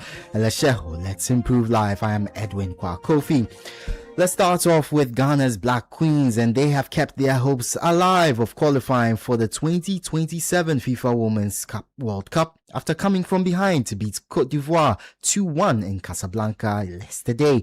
Ines Konan gave the Ivorians an early lead from the penalty spot after a VAR review, but Ghana responded strongly after the break. Princess Marfo equalized for the Black Queens in the 59th minute before Josephine Bonsu completed the comeback from the penalty spot in the 72nd minute. Here's what Princess Marfo had to say after the game. First of all, I'm glad we ended on this note. It was very important that we did give ourselves a good performance to keep the fans and the family they believe. Obviously, we put in hard work. It was a teamwork, and you could see on the field. Yeah. To be honest, I didn't tell my teammates anything about them because I didn't want them to only dwell, I would say, based on their players. So we followed the game plan as our coach gave us, and we came to work as a team because we had everything to lose and everything to gain, and then we just stuck to the game plan, and individual qualities also played a part. That was the voice of Black Queens player Princess Marfo. The victory means Ghana have advanced to the FIFA Women's World Cup Intercontinental Playoff Tournament, where the Queens will have another opportunity to secure a place at the 2026 World Cup in Brazil. Meanwhile, South Africa have also secured a place in the Intercontinental Playoffs after beating Nigeria 2-1 at the Labi Zouali Stadium in Casablanca. Let's stay with the Black Queens, and Sports and Recreation Minister Kofi Idi Adams says the ministry has fulfilled its responsibilities towards the team amidst the ongoing disputes over player welfare and outstanding payments. The comments follow recent concerns raised by members of the team over bonuses, per diems, and other welfare issues during the WAFCON campaign. Speaking on the matter, Kofi Adams insisted that the ministry has discharged its obligations to the team. BBC Premier League update. A couple of comments and statements from them in relation to some welfare matters. I believe that what as a ministry we are supposed to discharge, we have discharged fully. If there is anything that is outstanding that is to do with some sponsorship that they got, which is yet to be concluded and to reach them, but the ministry have done fully what we are supposed to do for them, and any outstanding, I believe, will be. That was Sports and Recreation Minister Kofi Adams. Let's head to Europe and let's listen to the latest Premier League stories from around the world, brought to us by our partners at BBC Sport. BBC Premier League update from the home of Premier League football. Hello, I'm Matty Nixon at the BBC Sports Centre. Unai Emery says he's impressed by Brian Major's overall discipline and tactical awareness after the Aston Villa teenager scored on his debut. The 17-year-old netted their equaliser in the UEFA Super Cup against Paris Saint-Germain on Wednesday. Well, despite a 2-1 defeat in Salzburg, Matty Cash was full of praise for the England youth international. Pre-season, he's put his body around, scored goals, and then tonight, obviously, he had a few chances as well. He had the header where he probably could have scored, and then a good finish, yeah. So really happy for him, and obviously 17 is still so young. Elsewhere, Chelsea have set a Friday deadline for offers of $160 million or more from clubs interested in midfielder Enzo Fernandez. New manager Xabi Alonso has spoken to the Argentina international about his future amid interest earlier this year from Real Madrid. Christian Romero's 5-year spell at Tottenham Hotspur appears to be drawing to a close. Spurs have agreed a $46 million deal with Atletico Madrid for their captain.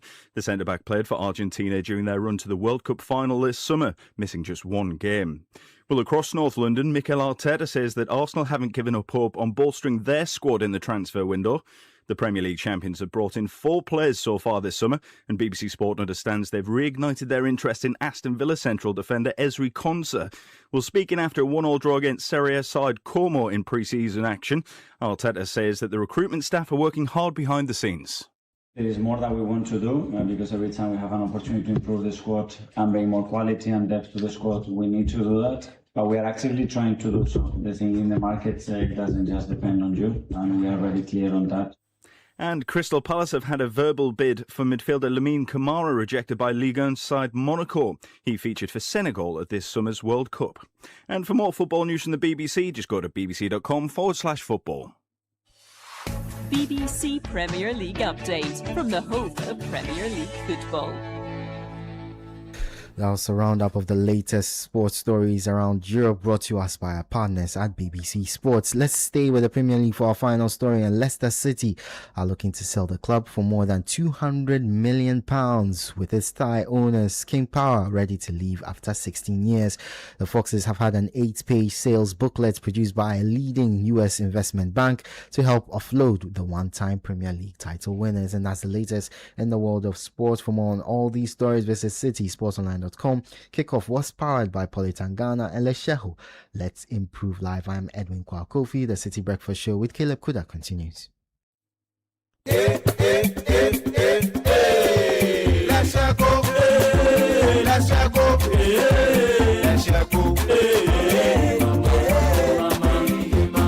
If you need unique services, innovative financial solutions, we deliver on our promise, cause we are number one. Let's go, we improve your life. Let's go, hey mama, hey mama, hey mama. Even when you're stuck with nothing, no matter your situation, let's go, we improve your life. Let's go, let's go, let's go, hey mama, hey mama, hey mama. Let's go, we improve your life. Looking for everything made in Ghana, all in one place? Then get ready. The This is Ghana Exhibition 2026 is here. A bold celebration of Ghanaian creativity, innovation and excellence. From rich traditional crafts to modern cutting-edge solutions, experience the very best of Ghanaian products and services. Explore excellence across key sectors including automobile, agriculture, education, health, hospitality, fashion, technology, food and beverages, creative arts, beauty, retail, and more. This is the biggest Made in Ghana fair, bringing together SMEs, startups, manufacturers, local creatives, indigenous corporate bodies, entrepreneurs, and innovative businesses all under one roof. Discover brands redefining quality, connect with industry leaders and innovators, experience the energy of Ghanaian enterprise and creativity. The date is 29th and 30th of August 2026. The time is 10 a.m. to 5 p.m. daily. Venue, the A4 Sutherland's Children's Park. Call 0205 973 973 or 0558 973 973 to register. Come explore, come connect, come be inspired. Discover the brands redefining Made in Ghana and experience the future of Ghanaian excellence. The This is Ghana Exhibition 2026 is powered by Channel 1 TV with support from Citi FM. And it's proudly sponsored by EcoBank and MTN.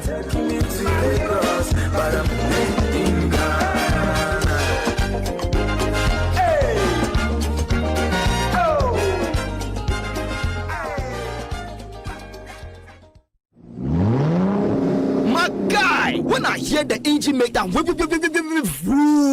it dey drive me crazy. crazy. Oh no, bro. This is my love language with physical touch. I mean, touching the smooth car leather seat. Correct sound system. AC freezing me like sachet water. Now me just have it with my passenger princess. Charlie, that be why we can't miss the Absa Auto Fair. You fit test drive and Absa Bank get affordable finance options to help you own your dream car. Yeah. Join us for the Absa Auto Fair on Saturday 22nd and Sunday 23rd August at Good Park, Accra Mall. Come for affordable finance options from Absa Bank, special discounts and offers from your favorite automobile brands, plus insurance and auto accessory exhibitors. Want to showcase your brand? WhatsApp 0541 361 237 to book your exhibition space today. The Absa Auto Fair is powered by Absa Bank in partnership with Citi FM and Holland Insurance. The Absa Auto Fair is calling. Will you answer?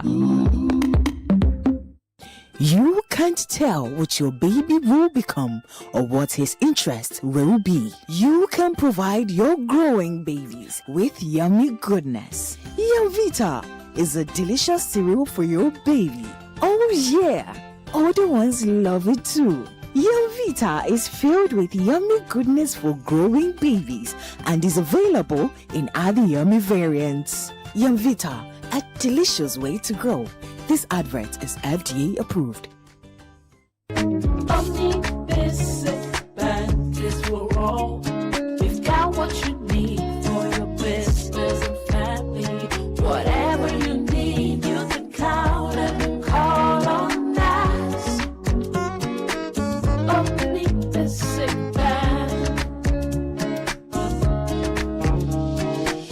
Omni Basic Bank is we're all.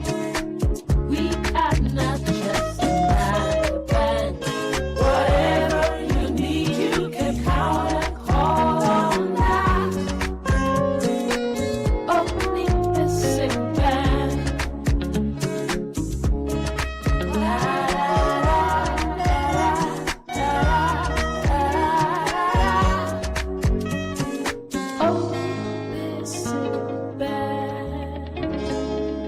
Not just another bank.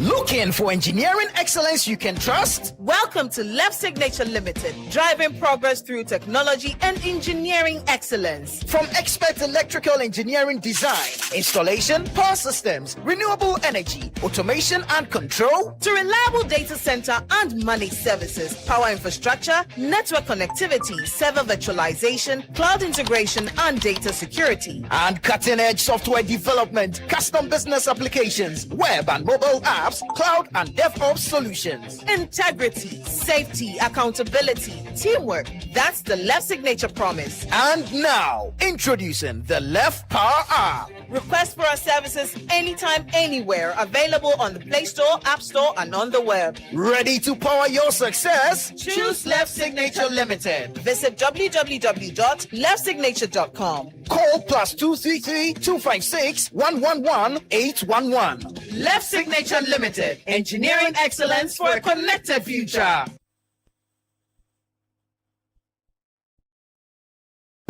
The City Breakfast Show.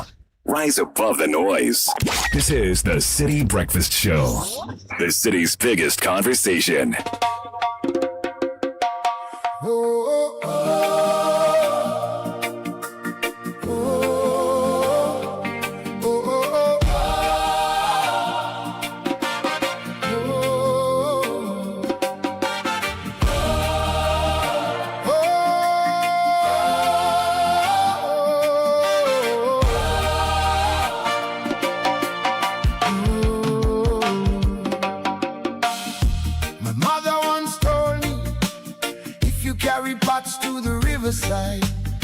You run the risk of breaking them.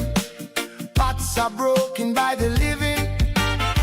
Everyone makes a mistake at some point in his life.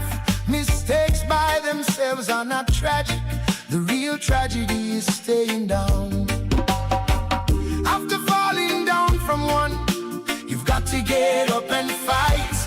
If you fall 1,000,000 times, rise and fight 1,000,000,000 times. Oh, only cowards sleep where they fall. Fall 1,000,000 times, rise and fight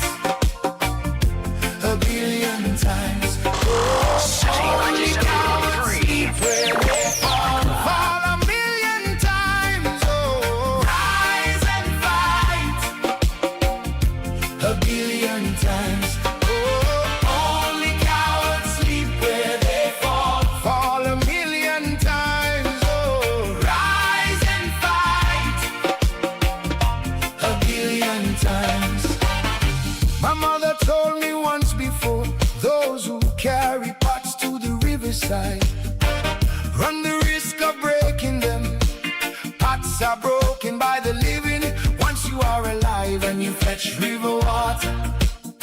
You will break a few. Oh, I've broken a few on my own, but if you fall 1,000,000 times, rise and fight 1,000,000,000 times. This is the City Breakfast Show, the city's biggest conversation. Fall 1,000,000 times, oh, rise and fight high 1,000,000 times. Oh, only cowards sleep where they fall. Fall 1,000,000 times, oh, rise and fight high 1,000,000 times.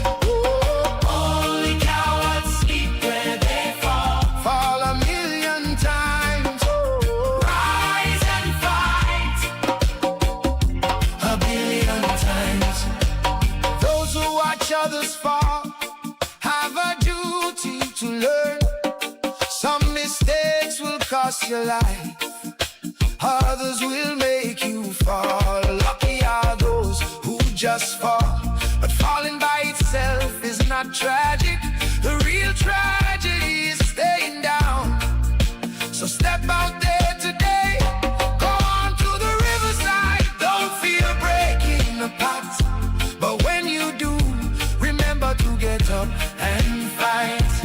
If you fall 1,000,000 times, rise and fight 1,000,000 times. Oh, only cowards sleep where they fall. Fall 1,000,000 times. Oh, rise and fight.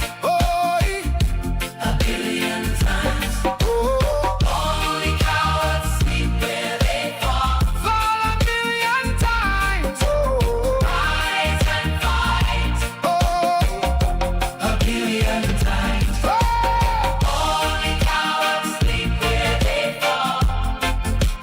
And this is a very special one we're playing for you doing the listening. You might have fallen 1,000,000 times, but you have to rise. 4 down, 7, rise up, 8. You're falling too many times to be broken. And it is those who go to the streams who break the pot. But once you break the pot, you shouldn't, give up on yourself. Falling is bound to happen once you decide to walk. But the real thrill is when you rise up after the fall. The tragedy is not when you fall, it is only human. It's part of us to fall while we walk. But you've got it in you to rise up again. So whatever your fall is, whether you're falling in your health, falling in your finances, falling in your relationships, falling in your academic journey, spiritual journey, whatever your journey is, that's the message for you this morning. Rise and fight. Yeah, when you fall 1,000,000 times, rise up and fight 1,000,000,000 times. Mm-hmm. And that was a message from my mom. Right. When something happened. And, she said that American dena toma yegbanaze. So toma de legbaze. Those who go to the streams to fetch water, they break the pot. Yeah, that's right. Because if you sit at home and you have no business with the pot, you're there. So you need to distill some lessons. Yeah. That, okay, did I place my foot wrong? If I did, what do I learn from that? How do I ensure that it doesn't happen again? Yeah. And then also, which is the message you get there. I get that.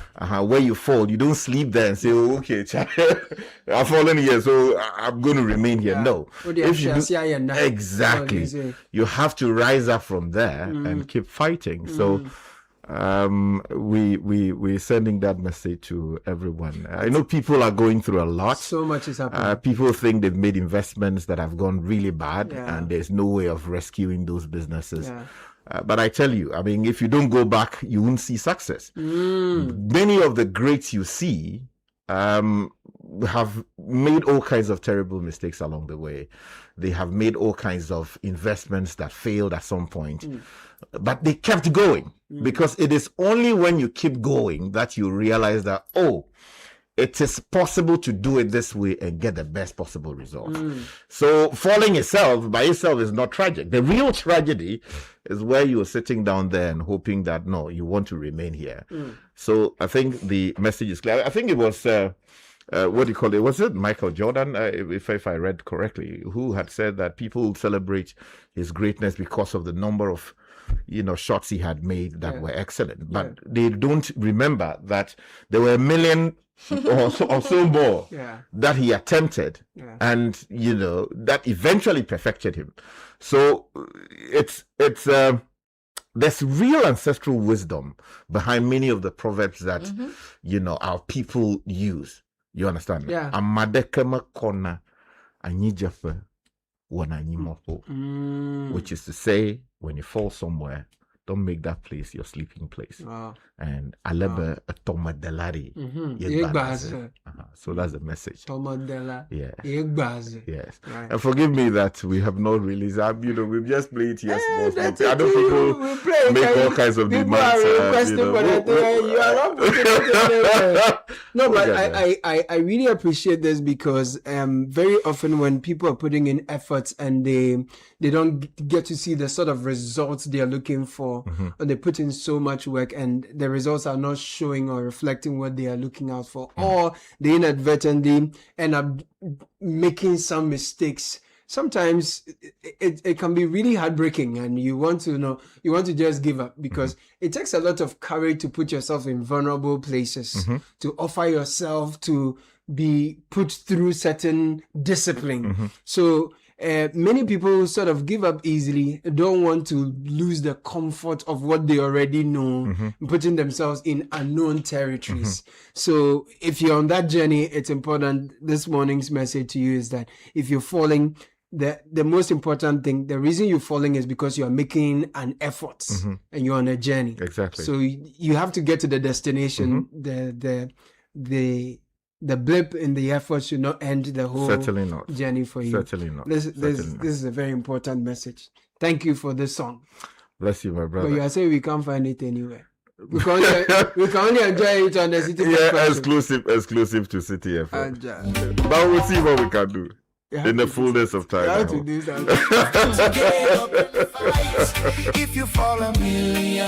So it is the man in the arena who gets talked about. It's not the critic who matters. It's not the man who points out how the strong person stumbles or where the doer of deeds could have done them better. The credit belongs to the man who is actually in the arena, whose face is marred by dust and sweat and blood, who strives valiantly, who errs, who comes short again and again because there is no effort without error and shortcoming, but who does actually strive to do the deeds, who knows the great enthusiasms, the great devotions, who spends himself in a worthy cause, who at the best knows in the end the triumph of high achievement. And who at the worst, if he fails, at least fails while daring greatly. Exactly. So that his place shall never be with those cold and timid souls who neither know victory nor defeat. That's the man in the arena. Exactly. Theodore Roosevelt. That's right. Former president of the United States. Absolutely. You see, so there's so much wisdom there. Yeah. You understand? Yeah. Look, all the great inventors you can ever talk about have had many trials, tribulations. In fact, some of the inventions killed the people who eventually came up with them. Yeah, and then others come to improve to perfect them. Yeah, you understand. Yeah. So it is important that wherever you are, it's irrelevant that it's a small space. When you go at it repeatedly enough, something good will come out of it. Eventually, in the fullness of time, something always comes out of it. So the message is clear. Keep going. Yeah. You go to your boss and say, oh, no, you are not due for promotion. You are not, I mean, maybe there's something that you are not doing right. How about you tweak that? And you realize that you have made real progress. Absolutely. Charlie? No, I think it's a great point that you're making, and I'm thinking obviously it's the key lesson from the song that Sky produced. Yeah. I think the biggest lesson for us as a people, especially a people that, and I say this with the greatest of respect, a people called Ghanaians, okay, that are increasingly becoming indisciplined, and I'll use Godfrey's expression, ungovernable. Okay, sometimes we have to look in the mirror, and I agree with Sky. Maybe I'm going off, but all our problems cannot be external. Okay, Yeah. if you take your personal life, a lot of the things that you'll be battling with, you'll be deluding yourself if you want to attribute to everyone around you without you yourself taking a bit of responsibility. Okay. Some people even believe that many of the things that happen to us, it is because we permit them, or it's because of how we conduct ourselves. The idea is not for you to sort of plow into a self-blame and something that could lead into a kind of hatred, but it's to Examine yourself. Examine yourself and admit that You I could have was done wrong. better. Yeah. I could have done better. Yep. It doesn't hurt anything. It doesn't kill anything, and it rather improves the quality of your being. Yeah. Okay, to have a reflective moment, end of day, reflect on how you interacted with other human beings, how you conducted your work, how you made people feel, how you impacted somebody's life, and just look at what could have been done better. Right. The grumbling, the complaints, we'll do all of that. But if we fail to learn the lessons, and Sky is always rich with his cultural expressions, and I love them because they contain so much wisdom, many of the values that if we stuck to, or if we still held as a people, we wouldn't find ourselves in this quagmire called Ghana. We wouldn't find ourselves in a city that is riddled with indiscipline, that is engulfed with plastics and filth, where there are needless accidents, etc. Had we held back onto some of these traditional wise words, and they are still there. They are there, they are in books, they are in the elderly, they are in our hometowns. We just need to bring them back into our lives, perhaps into our education, and properly reflect on them. No, Caleb, while you are talking, there's an overloaded truck stuck under the overhead at Nkrumah Circle. In addition to yesterday's crash that we haven't finished dealing with. The guy, there's the gantry Trying that to go across the country. It's supposed to overloaded the truck. I'm sure this car came from Kumasi somewhere. Most likely. Has gone to like 20 police posts. No one said anything. Still managed to get here. No one said anything. So there's yesterday I wasn't happy when people started referring to us when the accident occurred and said we had said that Aboboya should not be allowed to drive on certain roads. And from the description they were given from the crash, it appeared one of them had a challenge and they were trying to deal with it, and other cars had stopped, and another car didn't stop, and 12 people have died. So I think what Sky and Kakra are saying, for me, I'm getting to the point where if we don't prioritize behavioral change and enforcement of rules and mindsets and behavior, we are going to have a very big problem, because we've just lost 8 people, we've maimed probably more, because the people who have to insist on the right thing to be done are not doing it. And then everybody does what he wants. And there's a scripture in Judges, which is a very sad commentary. It says, in that day, Israel had no king, and everyone did as they pleased. Doing what you please is not a sign of development. Freedom. We have misunderstood freedom to mean you do what you like.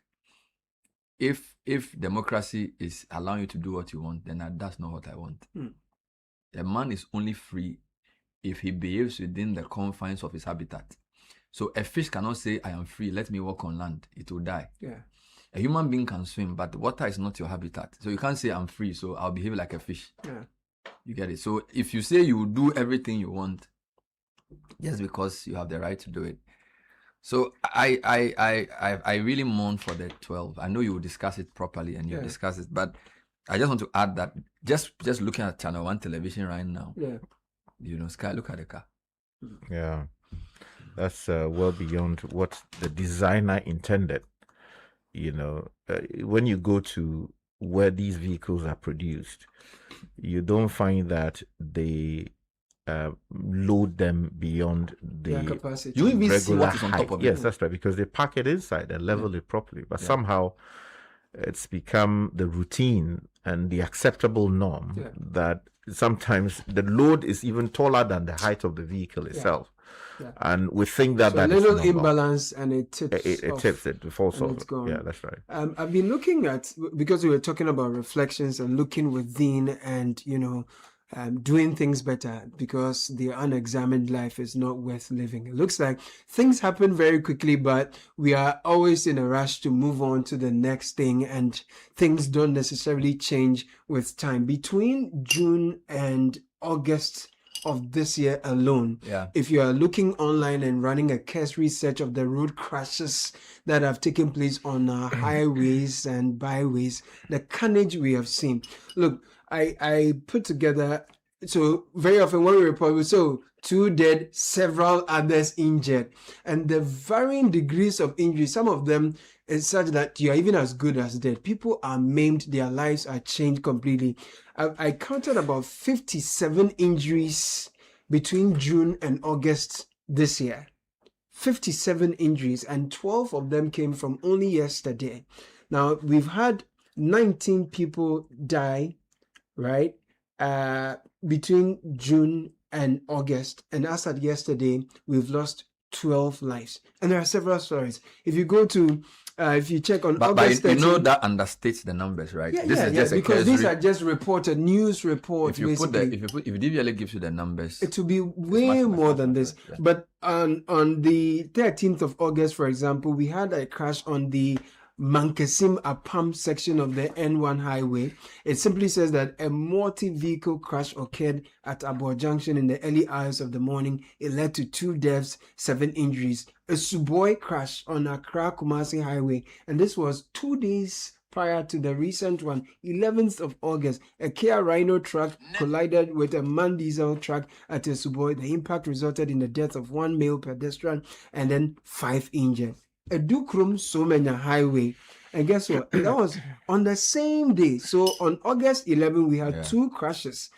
A Suboy crash on the Accra Kumasi highway, and then a Dukrum Somenya highway. There was a collision. 2 commercial Hyundai H100 minibuses collided head-on at Akode number 2 near Aseseso. It has a very very sharp curve. Aseseso. Thank you. It led to the death of 1. The injury of 10 others. So this was August 11. And then the police sent a statement on the one that occurred the same day. 12 people died. Really, really serious indeed. I don't even know where to start this thing from. But anyway, let's pay our bills. God will help us. That's important too. Every dream has a home. Welcome to Heritage Christian University. We're located in Amasaman behind the Olympic Stadium. At Heritage, you are assured of value-driven education that prepares you for the world of work. Our students are challenged to turn ideas into businesses. Admission is in progress for a wide range of undergraduate and graduate programs. 0547 777 731. Call us now. Visit our website hcu.edu.gh for more information. Heritage Christian University, educating compassionate entrepreneurial leaders. Now, the Cowbank Abakade promo gives you the chance to win 5,000 cedis monthly, 100,000 Ghana cedis at the grand draw by depositing 500 cedis or more from August 1 to August 31 this year. 5 winners will receive 5,000 Ghana cedis cash every month, and 1 active customer will win 100,000 cedis in grand draw. Deposit 500 cedis or more. Stay fully active. The more you deposit, the better your chances of winning.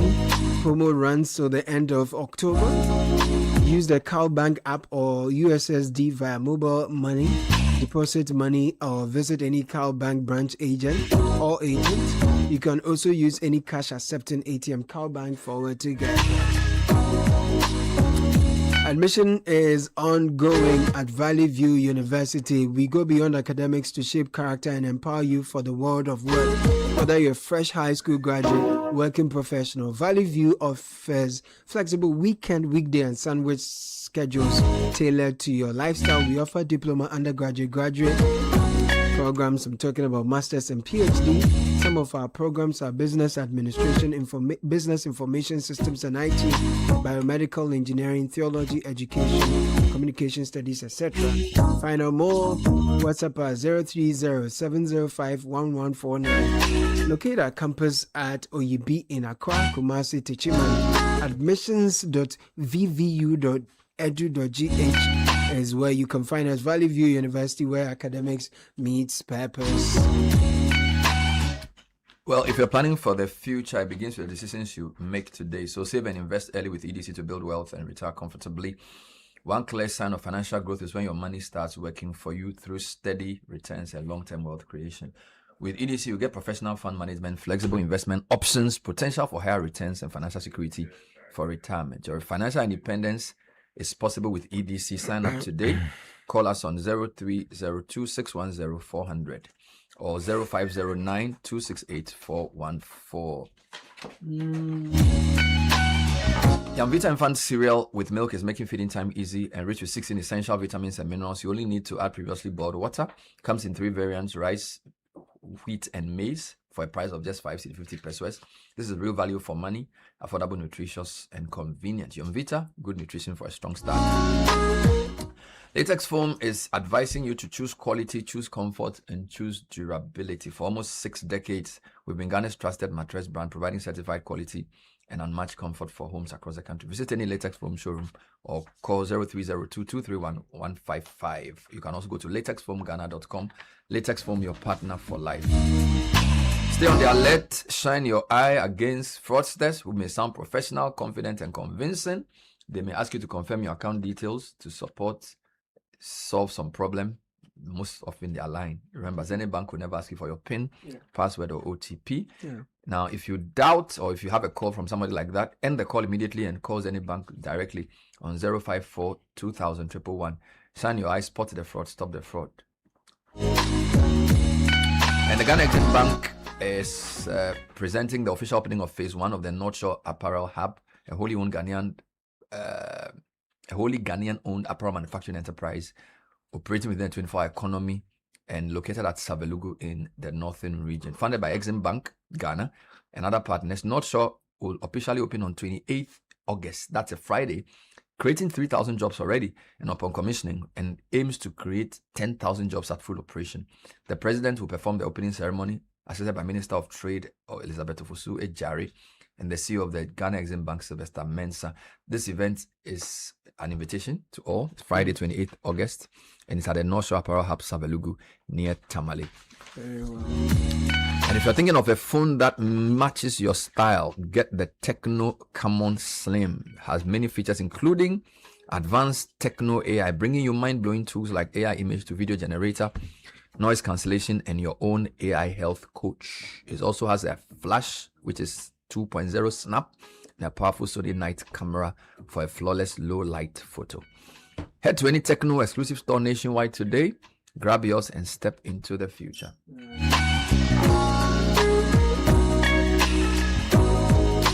Listen, the Ongalicious Abingwaha promo has been extended to the 15th of this month.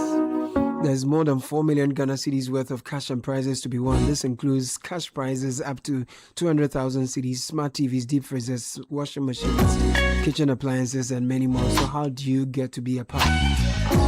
Put together 20 Onga promo powder promo sachets or 20 Onga shrimp tablet promo wrappers, or a mix of both, making up 20. Submit them to a redemption center near you. You'll be given a scratch card Send the unique code you see on that scratch card to *713*27# and you will win instantly. Promo ends on the 15th of August. Don't forget it. Now, to all women in cashew processing, the Ghana Climate Innovation Center at Ashesi University is inviting you to apply for the GPSCPII Women's Agribusiness Incubation Program. This is your moment to grow your business, improve product quality, and reach bigger markets. Enjoy business incubation, technical and product development support, financial literacy and investment readiness, market access, export readiness support, climate smart production practices, and access to finance. Whether you roast, package, process cashew, or want to start fresh, this program is designed for you. Apply by the 14th of this month. Take your business to the next level. Our website is ghanacic.ashesi.edu.gh. WhatsApp 054-813-1154. The project is funded by the Swiss government through the Swiss State Secretariat for Economic Affairs, jointly implemented by the Ghana Private Sector Competitiveness Program 2 and Ashesi University's Ghana Climate Innovation Center. The future in cashew starts with us. Apply now.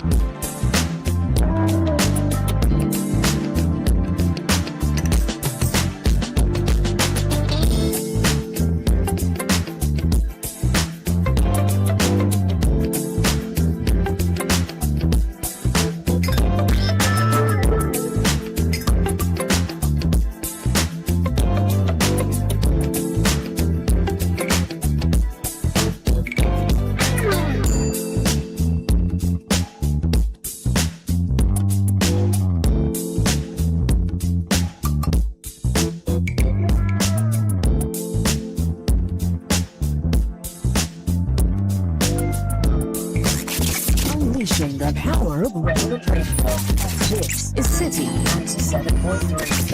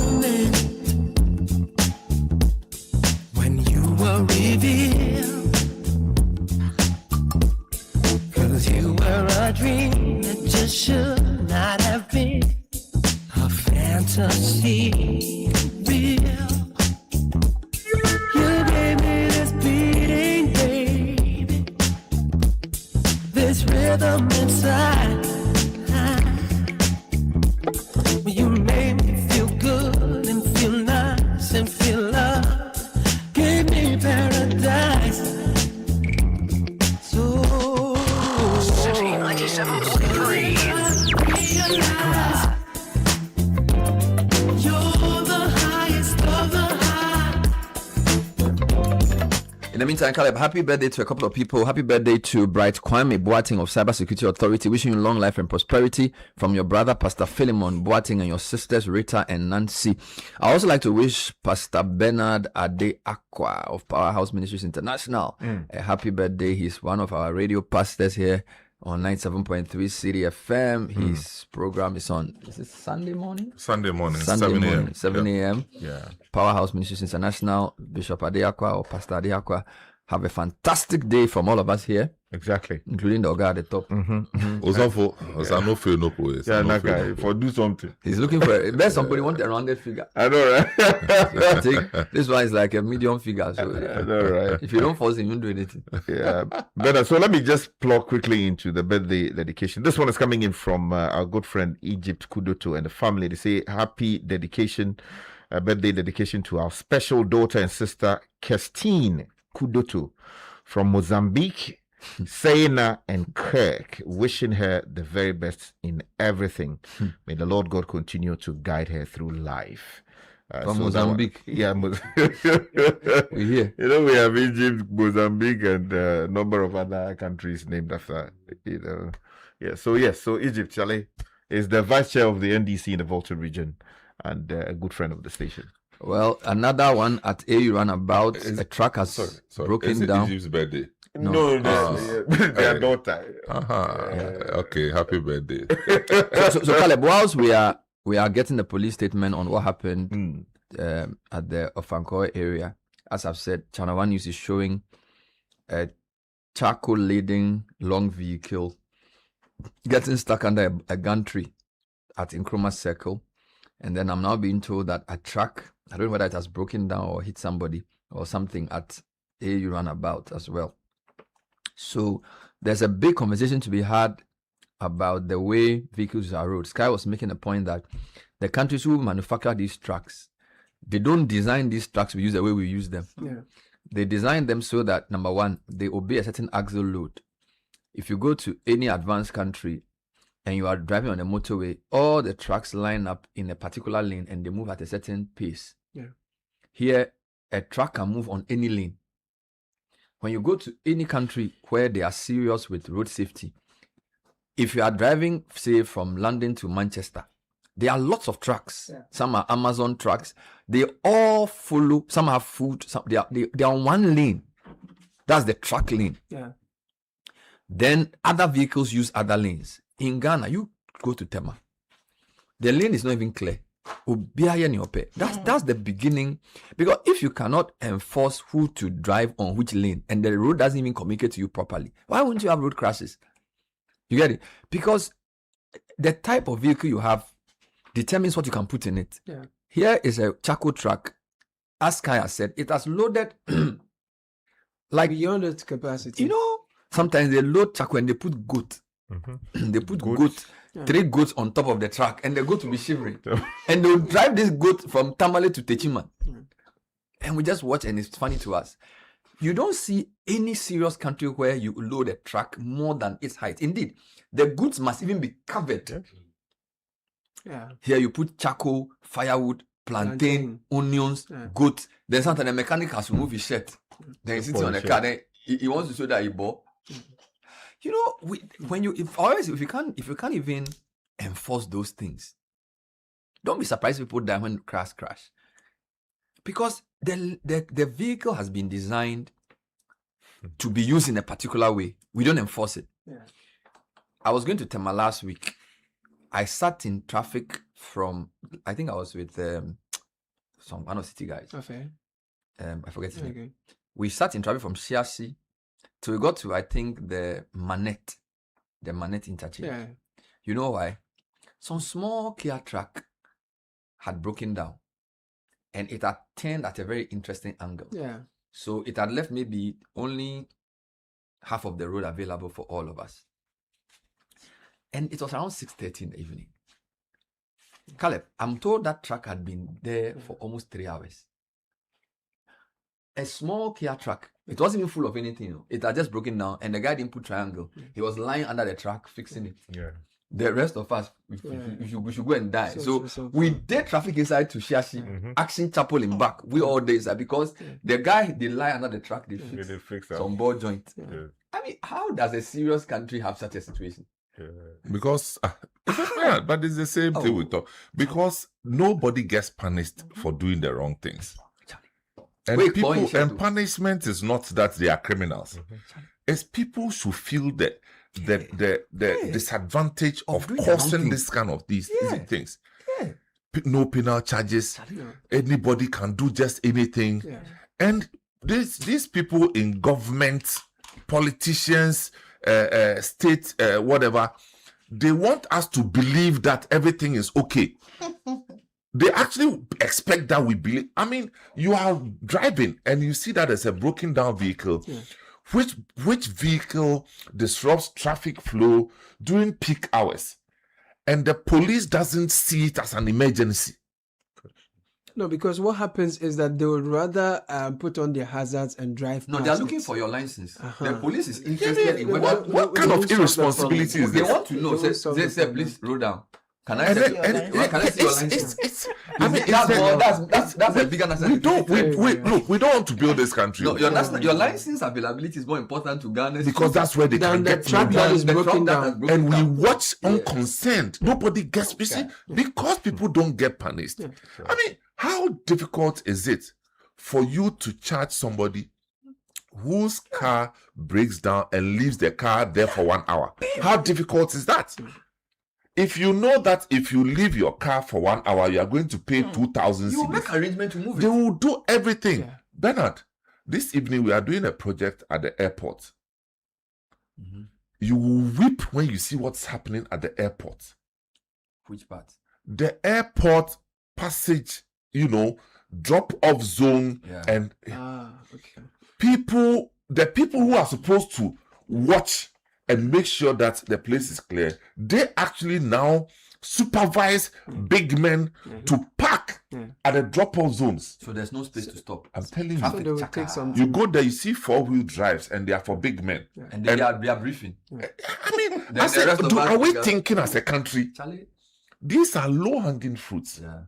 This is where visitors come in and go out. And we spell out chaos in red, gold, green. Chaos. And it is to the advantage of people who consider themselves superior. And these same people come and tell us how to live our lives. And they expect us to believe them. Serious. It's so bad. So it's chaos everywhere. And these things are causing accidents. And not until the accident happens in your own home, you think that it's another statistic. Because it happened to the other person, we can pick paper and read that, we have 10 people who have been involved in an accident. The day it happens in your home, you see that the statistics is not a useful thing. Yeah. The Aboboya, we have shouted about this Aboboya, how we can regulate them, how we can upgrade them, how we can educate them. We have said everything. Last week, the news about vehicles. If the vehicles are 10 years and you can't bring to Ghana, people were shouting, go to next door Côte d'Ivoire. They've done it. They've done what? You can't take a vehicle that is more than 5 years to Côte d'Ivoire. That's what I'm saying. I'm saying they've done No, it. what I'm saying is that They've done what we not even 10 years, 5 years. You won't dare.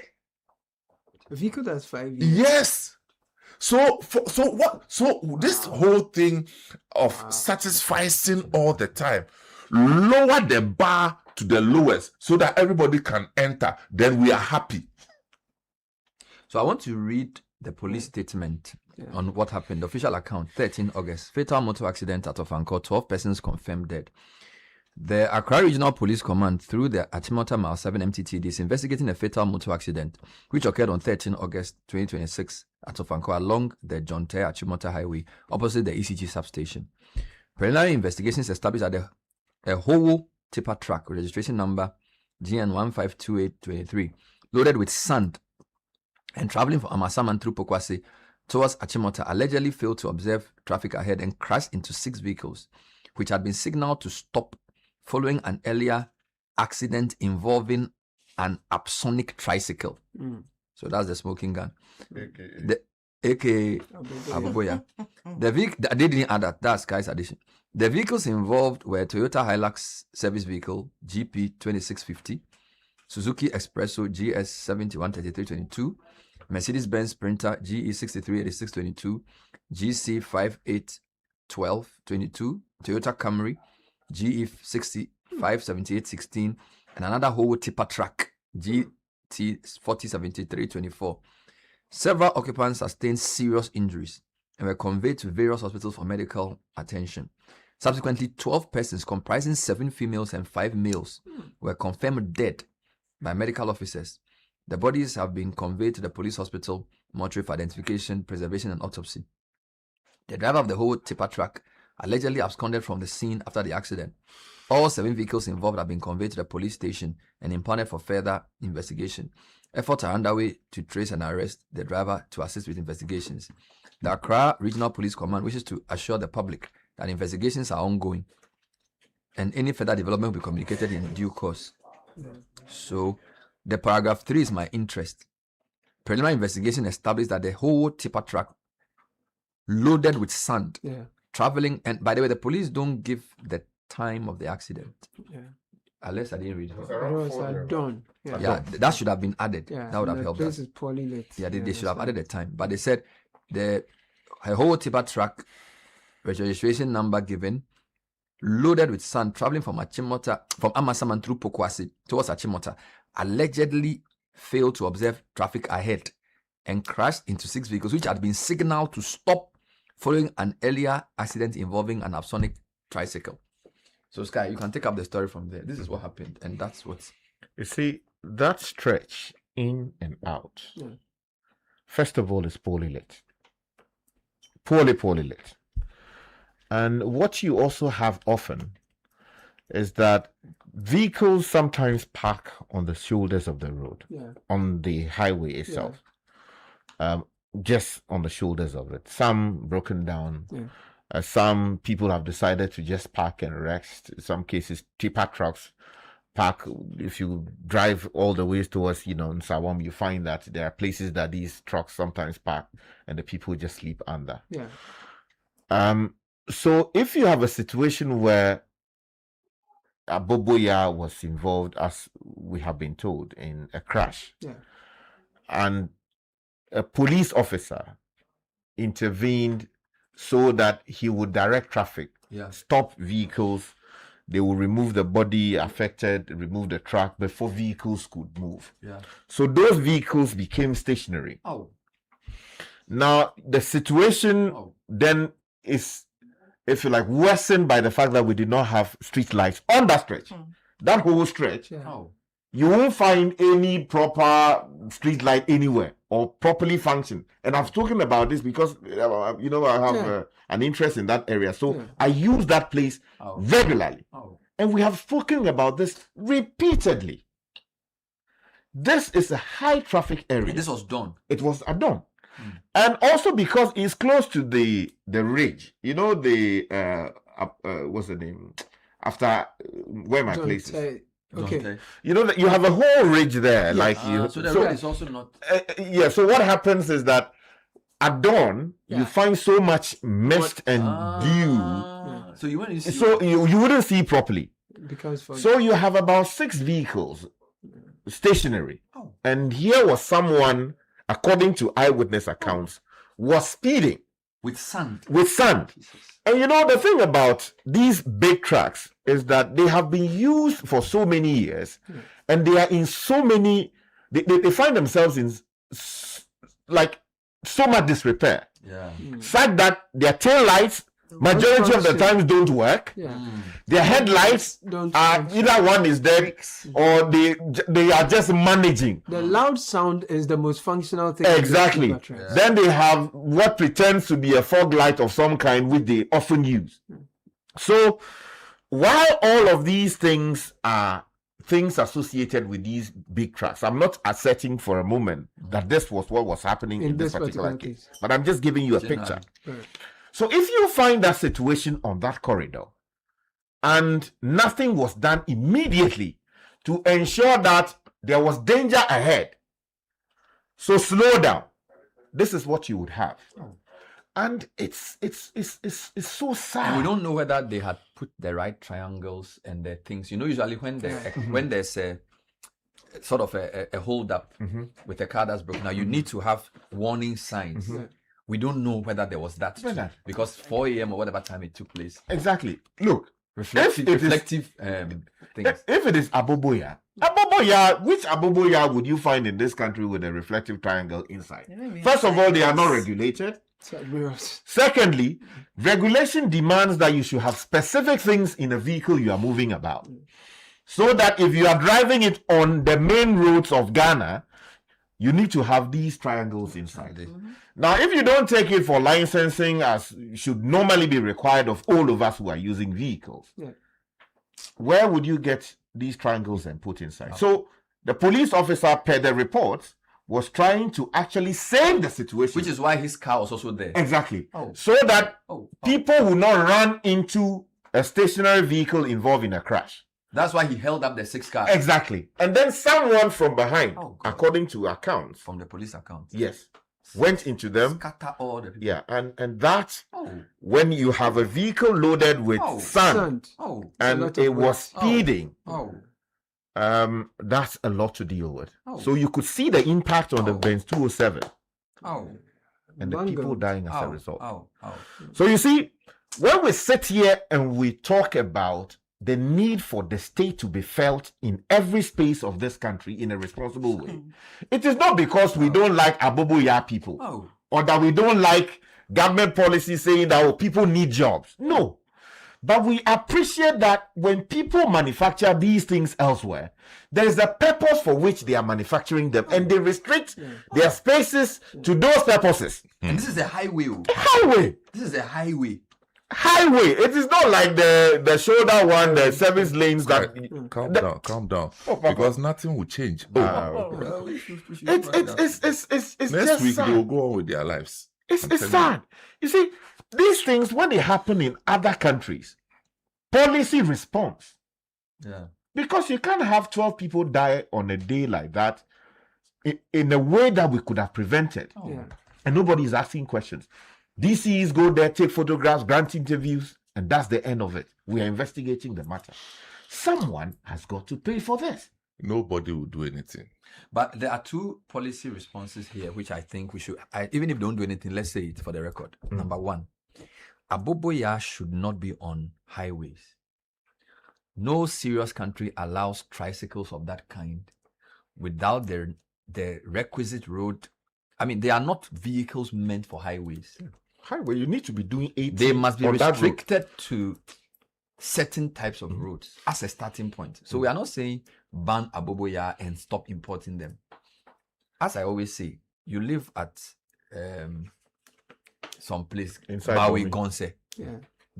From your house to the main road is a 5-kilometer rough road. From the main road to the main highway at Makati Hills, another 8 kilometers. Aboboya have a role to play. Within that economy of whether they are carrying people or carrying water, we don't have any problem. But a highway properly so called should not have the Aboboya, which was what the previous minister tried to do. Now, the other question we have to address is the question of towing. Because having traffic build up as a result of a car broken, as I'm talking to you, AU interchange, a big truck has broken down. It's causing traffic. The daily traffic on the flower pot, usually when you get to the turning towards Spintex, there's a broken down vehicle. Almost every day. Almost every day. I think the slope. So sometimes when the No, but it's not even the design of the road. If you see the vehicle, it makes sense. it can't- It's it a can't fit rickety properly. Yeah. vehicle with nothing functioning. The lights don't function. It's what do you call it? It's rusting. Yeah. We beyond all these things, I think that there's a defect in the way what we have accepted as a standard road designs. Okay. And I'm talking about urban road designs. Elsewhere, there are always side roads available for defective vehicles to park. Some of the designs here have it, but what do? We use it at the fourth lane. Sorry, repeat that. The side roads that you can park if you have a defective The vehicle. so-called service lane. Yes, but here they use it at the fourth lane Or and bus even stop. or bus stop. And you see, and nobody does anything. There are streets and roads that have no street lights, and I'm not thinking that. In fact, it's not even feasible that every road everywhere will have street lights. But that's why we have the road stats, what we call cat's eyes, which light up as reflectors in the dark, so that they direct driving At night. At night, we don't have reflectors. Aboboya is crossing, and these days what they do, if you use the Kanda highway, they actually drive in the opposite direction. It's at top speed. And they actually expect you to stop. They did that to me this morning. Yes. And you see, at times you see policeman there. Nothing happens. Because the policeman is not acting because in their minds they don't have the support of their higher authorities To do what has to be done with to this. do what has to be done. So the body language of the police service Yeah. itself is questionable. On this issue. The only thing police will be interested in is to go and take people's licenses and then argue with them so that they will take money from them. And then in Simhu, where they are dangerous issues.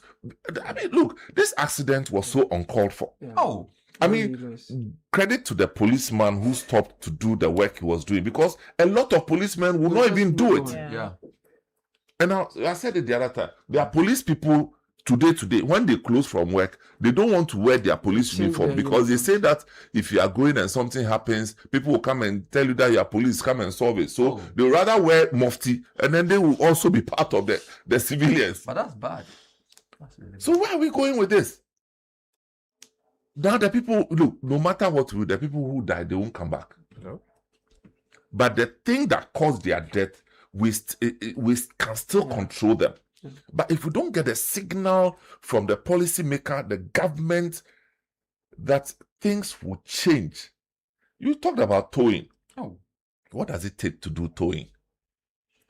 When your car breaks down, you have to tow it within a certain space of time. If you don't do it, you are punished for leaving it there. I mean, when I saw the cars at the airport, my heart just bled. They have all four-wheel drive. As for them, when they come, they have to park the drop-off zone. That's where they park. Meanwhile, that's where we are supposed to quickly. And you even have military people standing there and watching, supervising. Will be happening them. But why? No, it's an insult. They are insulting us. Because the process of a toll zone, a drop-off zone, and even in any serious country, you can't take more than 10 seconds. Airport. We do everything in a reckless manner, and we expect the powerless citizen to abide by the rules. And yet the example that we show to people is that we have power to disobey and to be reckless. And that's what we are doing. Me, I will never in my life accept this recklessness of officials using siren, passing through traffic and all those things. Power, because if I have power, those people they will all end up in jail. You know what they do? Almost every 3 months, they come and announce again. The police will come and announce. Sirens, then lights. It sort of comes back. I wanted to make the second point about. So the first point was on the Aboboya. The second point on the towing program. So you see, there are two policy responses we expect the Ministry of Transport to lead through the Road Safety Commission. We need a national towing or district level towing plan where within X minutes of a car breaking down, quickly, if the vehicle is not moved, the owner will be surcharged for the movement. I think the best result is that every district must have at least 10 towing vehicles to put on strategic points on the roads, highways, and the phone numbers are written there. If a vehicle is on the road and after 5 minutes it's not moved, the assembly will move it and charge the owner.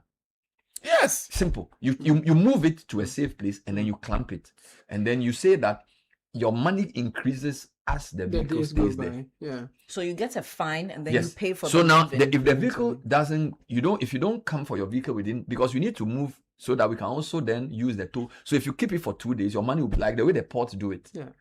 I think that's number one, because the issue of traffic and crashes because of wrongly placed vehicles, you have to use a towing program to deal with it. Number two, the Transport Ministry again must come up with modalities through the assemblies. Every assembly must come up with areas where Aboboya cannot go and areas Aboboya can go, because the roads, there are different needs. So for example, if you go to Oyibi, the way their area is, you can use Aboboya. I went to Dodowa last time.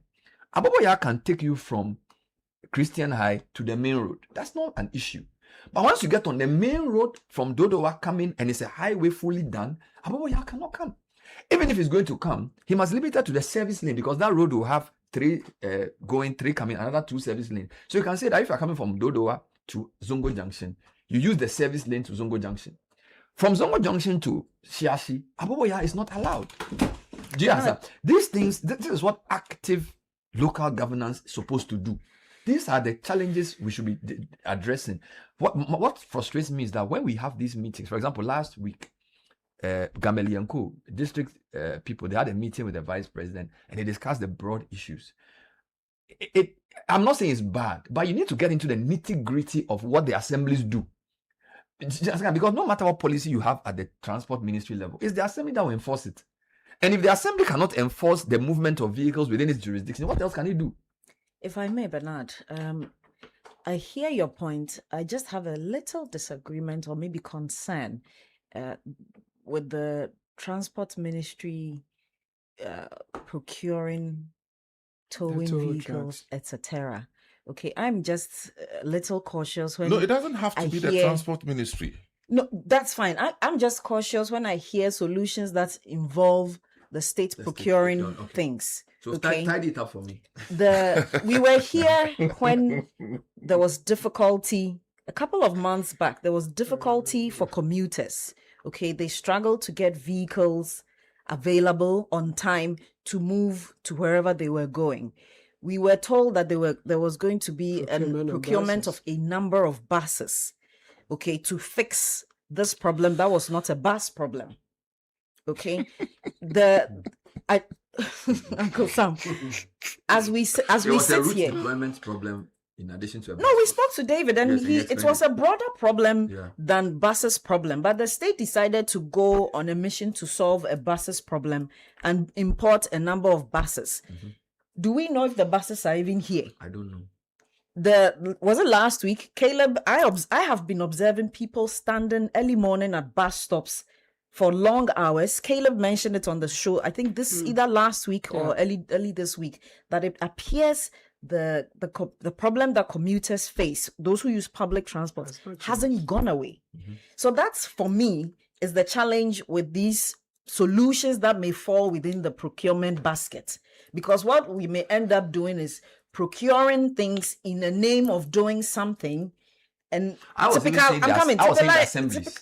example, but regardless, because it's all the state. Typical example. There we are not seeing Exactly. the function We properly. want the state to create the system.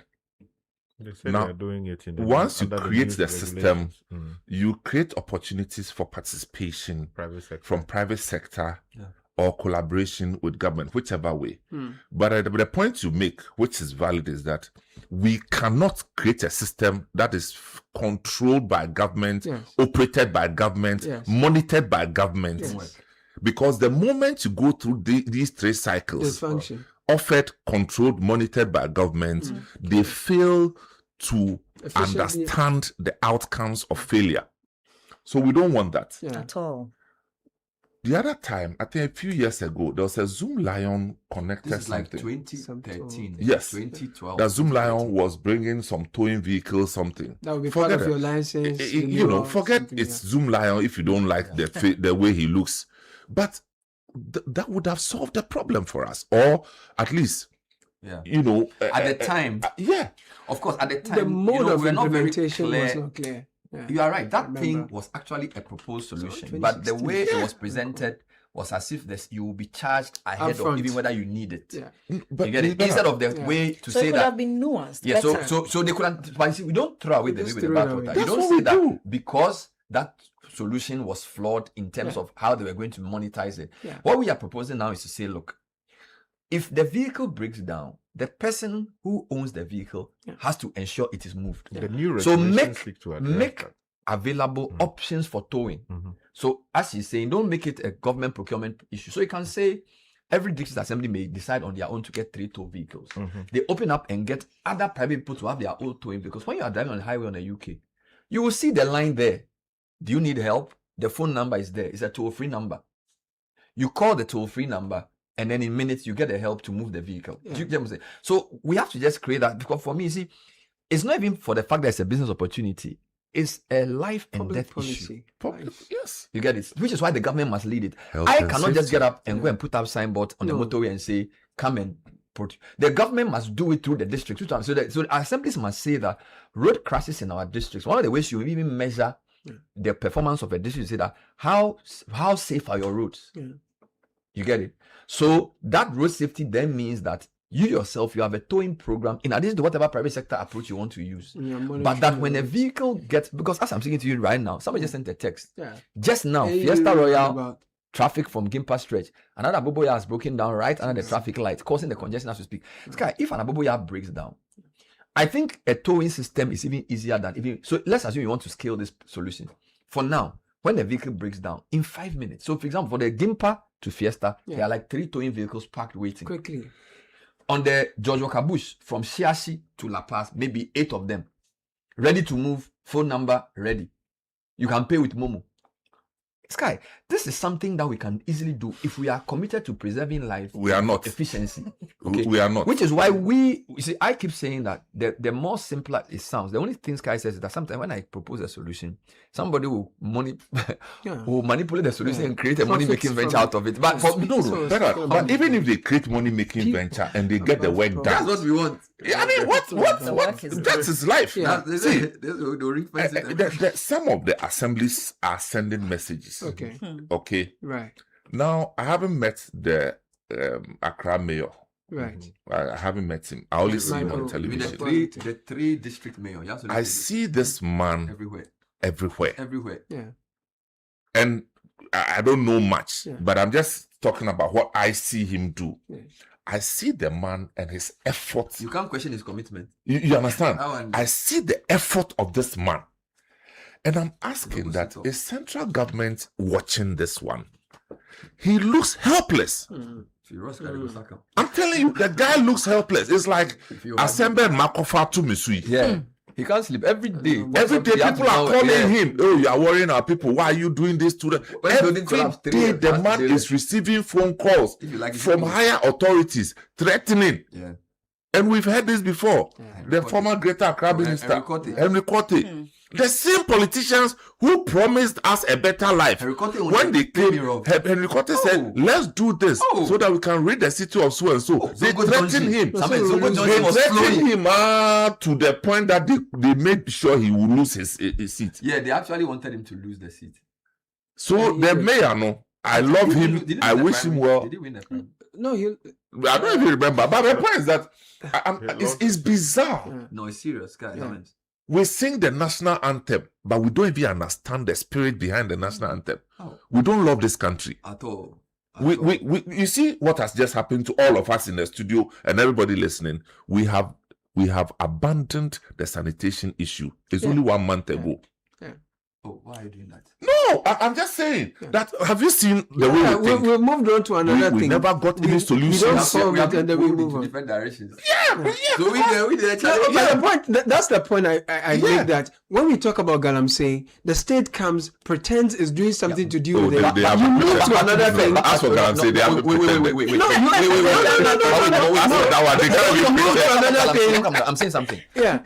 I want to make a comment on what you said about sanitation. So you see, to prevent the episodic recourse to discussions, you also institutionalize. So for example, we have institutionalized a program where you have a regular TV program on sanitation. Yes. Okay, so if you want to solve a problem, you may not have the same energy every day to talk about sanitation. But if, for example, we are putting together a program where weekly there will be a conversation on sanitation. When you institutionalize it that way, then it doesn't depend on how you feel. And I think the way we do it is the way you should also do it as a country. There are certain days emotion and motivation is good. But motivation without discipline will always end in frustration. So the discipline is the institutionalization of a program around it. Okay. So even though he gave us a shade by saying that the sanitation, we've left it. We have not left it. We are putting things in place. I'm saying that generally across the board, a media agenda, we have dropped it. And that's what it is.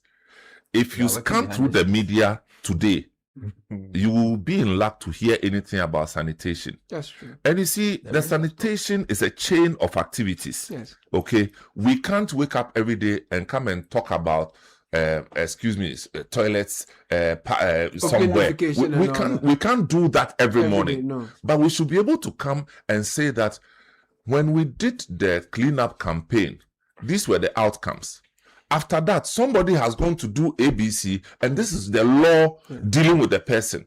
We still don't have any such thing. So why is the state in all of this? Let's read some comments, Caleb. So on the towing issue, I have a message from someone. I don't know the person, but it says, "Good morning. My son and his colleagues in first year at Ashese have designed a solution for this towing service. They have done a ride-hailing app style towing service. It's working well. My idea to them is to engage the National Insurance Commission to add a small fee on the insurance to cover it at the district level? Well, the thing is that you know, if we take our minds back to our interviews much earlier in the year, with Amaliba. In fact, even almost every month we're calling him. But the man has kept quiet. They have pummeled him into submission. He wanted to do He the had thing, but made they the didn't want to do point. it. And in fact, the new allow him. regulation that was passed has provisions that deal with this matter of The towing. towing. Okay. So that there are requirements on how long a vehicle is supposed to be, left unattended, where you have breakdown or whatever it is, and then the system kicks in. The idea is to tie it to whatever you pay for insurance. Has it been related matter. operationalized? Not yet. Of course, government policy, when it kicks in, they have to put, they call it modalities and all of these Go things. through the right Exactly. So I think the So it's been message is contemplated? the law provides for it. So hopefully, Will it be at the district level or national level? Do you know? as I understand it, it will be decentralized in a way, That's so that once you pay for putting the car on the road, that service is also tied to it. So that the moment there's a problem, your job is to call your service provider, who then comes to remove the vehicle. Otherwise, then the appropriate jurisdiction within which the vehicle is located would intervene, remove the vehicle, and you pay for it. I want to say something. In Ghana, our refrain is to pass the law to address the problem, thinking the law implement itself. So what Sky has described is what the law wants to do. Yeah. All right. Law flows from policy. Under the law, then you have the operationalization, who is supposed to now measure. So, for example, if the system is in place, how do you ensure that if a car is on the road for 3 days, who gets punished? Who gets to pay for it? How do you measure whether somebody is actually doing it? What do you put in place? I think that's where we lose the plot. We are very good at designing laws because we are intelligent, but we are not very good at implementing change. Okay, so I just want to say that, Sky, maybe what you need to do is let's push more for beyond the law. How does the organization work? And then we can then try and understand the system to educate the public, because part of the challenge in Ghana is also the education. I'll give you an example. When we were talking about the 4 lanes, Samins, on the road to Fiesta Royal traffic light coming from Achimota, there are 3 lanes. Actually, there are 1 lane takes you left to Gimpa. Then there are 3 lanes in the middle. There's an extra lane, which is the lane you were talking about. Most cars use that lane too. So it's like, because to bypass the system. So you see, part of this is also education, because if you have a system where over 3 kilometers of vehicles are on that lane, it's no longer a police enforcement problem. It's become the way people behave because they've been allowed. So maybe the police should come and announce and say, look, from next week, nobody's supposed to use this lane. If you stand, they start catching you, because people have now used that lane as an extra traffic lane. Let me tell you about how it's become normalized. Let me tell you about how Switzerland deals with this particular matter. Look, you hardly will find on the highways a police officer dressed kukuti and is driving to stop people. No, you won't find that. Or hiding by No, they won't do that. You see a regular vehicle, okay, without any sign that this is a police officer. Right. When you now move the traffic, but he's inside. You break the law. You be a fool and say, "Oh, Charlie, there's some space." So the police in disguise. Yeah, it did the thing inside. They will pop up. The moment you make that turn, they will follow you. Oh, he pulling team put down for the top. Then on top of the car. Yeah, that's right. And he will grab you. You see, here we have put ourselves in uniform and we are hiding in the corner and just waiting for some. Because it's bread. You see, the policing, it has a certain level, and we have to move to that level. If we don't move there, there'll be problems. Let's find that way of dealing with people, and people will do the right thing, because you assume that is another driver, but that driver is a police officer. Actually a law enforcement officer. I like Sky's example about Switzerland. I went to Switzerland in a group, and we crossed the road when the light wasn't green for us to cross. Oh no! So this was a group. And so we just started hearing a beeping sound coming from the lights, and then we saw the traffic officers.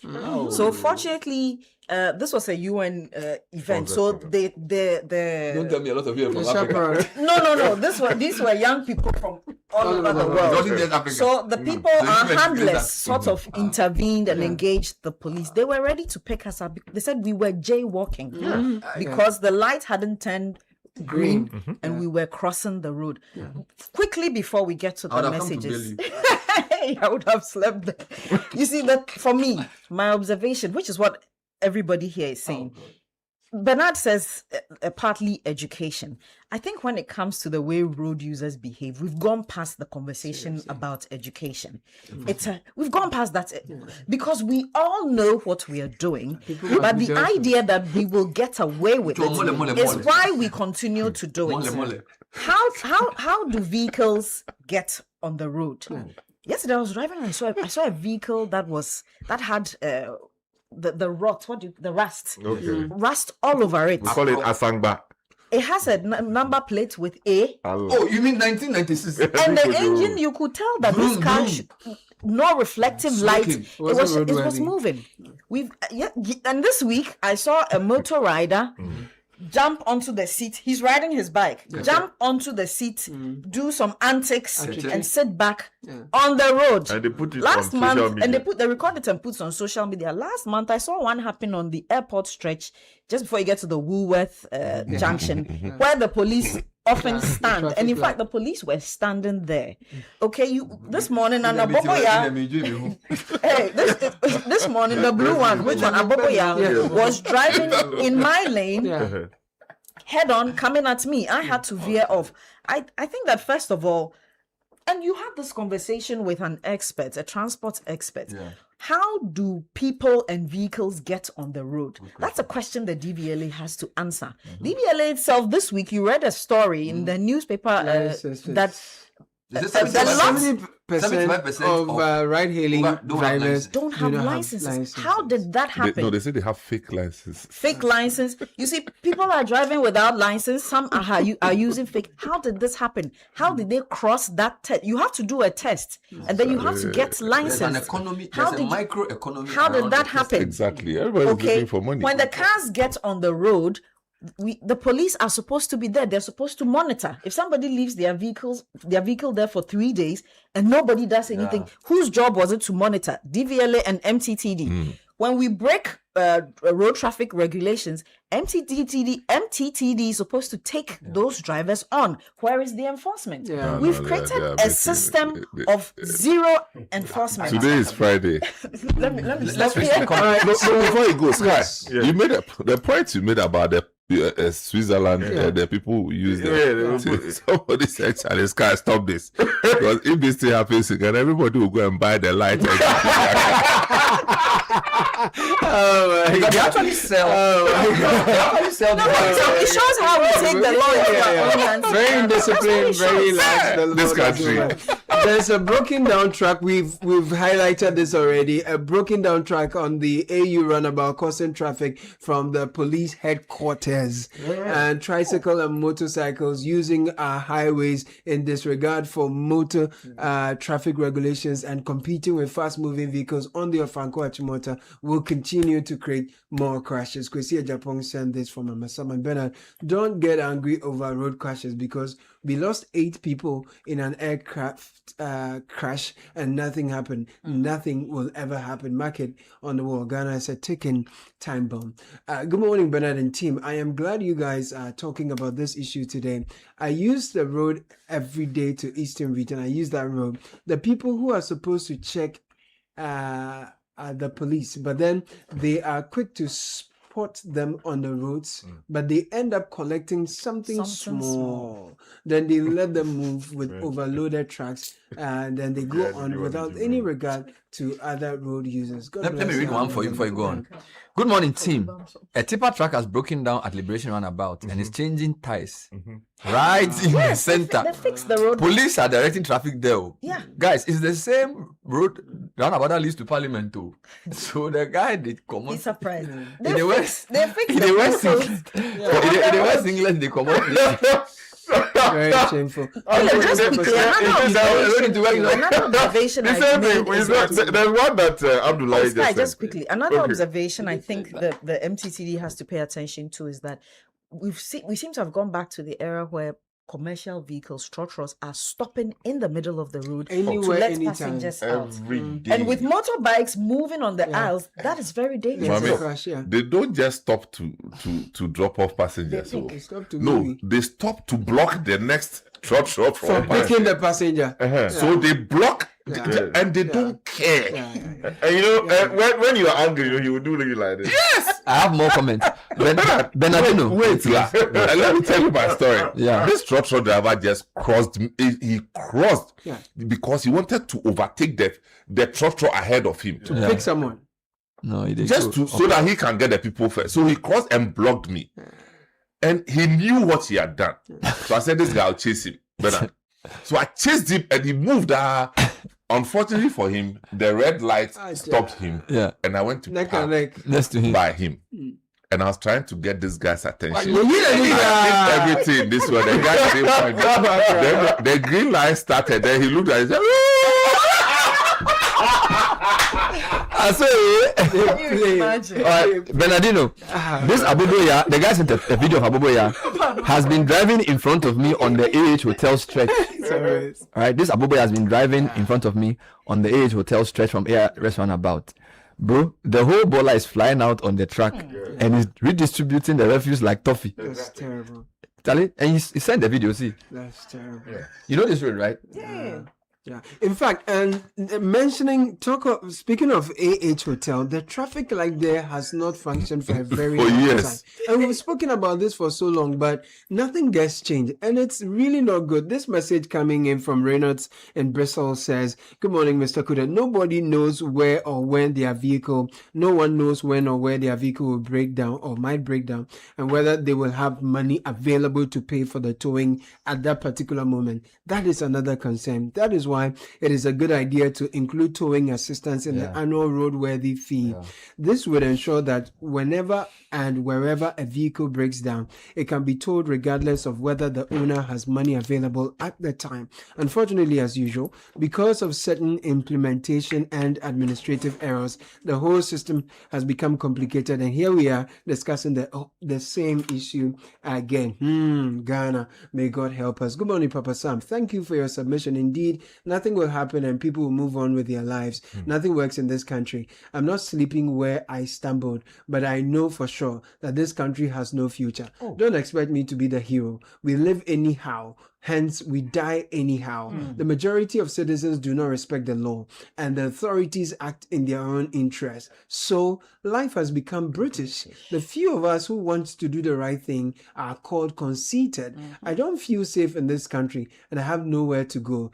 KS sent that from Ayi Mensa, and there are more messages. Let me get to this one. So, I just got a message from a research friend who works with the Building and Roads Research Institute. It says, currently, Okada alone contributes to 85% of all motorcycle deaths in this country. 85.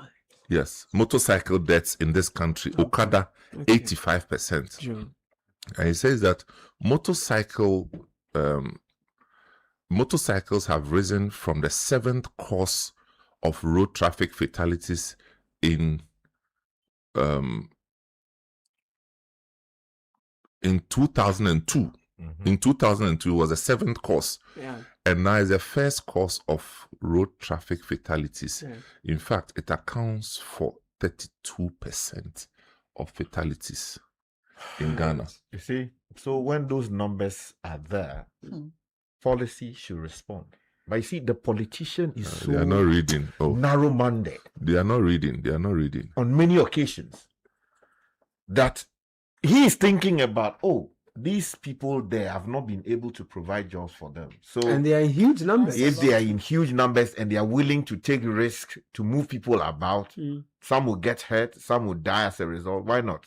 Let me just allow them to do it. The law was expressly changed under a previous MPP administration to say that, look, is it what either Mills or you're not an MPP or NDC? That look, we are not going to allow people to use motorbikes to move people out. Yes. It was a big matter. People decided that no, this thing was killing people because at the time, the Kolebus were complaining, the Confanoches were complaining, 37, they were complaining that no, too many people, young men in their prime, who should be doing something far more productive and safer with their lives, were coming to hospital with their legs removed. In some cases, people come Their heads are not there because what? They had a crash on the road and they are maimed or they have died. So policy should respond. We provided for it. Somehow, we have become so lazy, a group of people. We can't think outside of the box. The only thing we see, which is easy, is buy the young men motorbikes. Let them get onto the roads. Yeah. If they die, they die. If they, Nyamin Pengu, that is what we say. Yeah. And that is why we have this particular situation.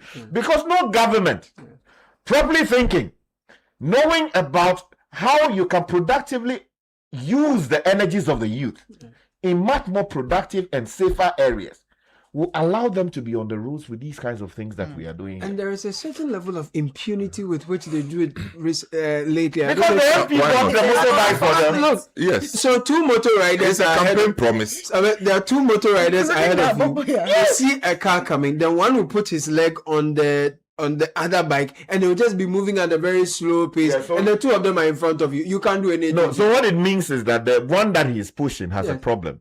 Yes. You understand? So the motorbike that's a towing vehicle. Oh God. So you see, So pack that thing. so you see, so the politician has found money and bought 200 motorbikes Yeah. and distributed it So to the say country. MP or Yeah, Juma. But you see, he has not come back to tell you that X number of them have died as a result. I mean, in what country would you have 80% or more 85. of fatalities we're seeing on the roads come in from Motorcycle. which we can actually deal with, but we are not doing it. So all of these people, go to Kolebu now, It's terrible. the emergency ward, It's terrible. you see people Packed. parked there. Look, we are not ready. Just We are not as ready. you are discussing tricycles, come and check the Lekma Road. They park anyhow and have been creating inconvenience leading to crashes. You can use that stretch and see Spintex to Beach Road Link or Lekma Road. You didn't add your names. Thank you for your message. Unfortunately, these buses were procured for intercity and not intracity, which would have solved the problem. The government told us they were in negotiation to procure more buses for the purpose of intracity. Kakra, this is referring to your earlier comment about the buses and the public transport crisis and the procurement of same and how it hasn't really solved or changed the situation. Bernard, we are basically a country where laws are not enforced. When the LI legalizing Okada was being considered, there was nothing about compulsory use of helmet, but both rider and passenger.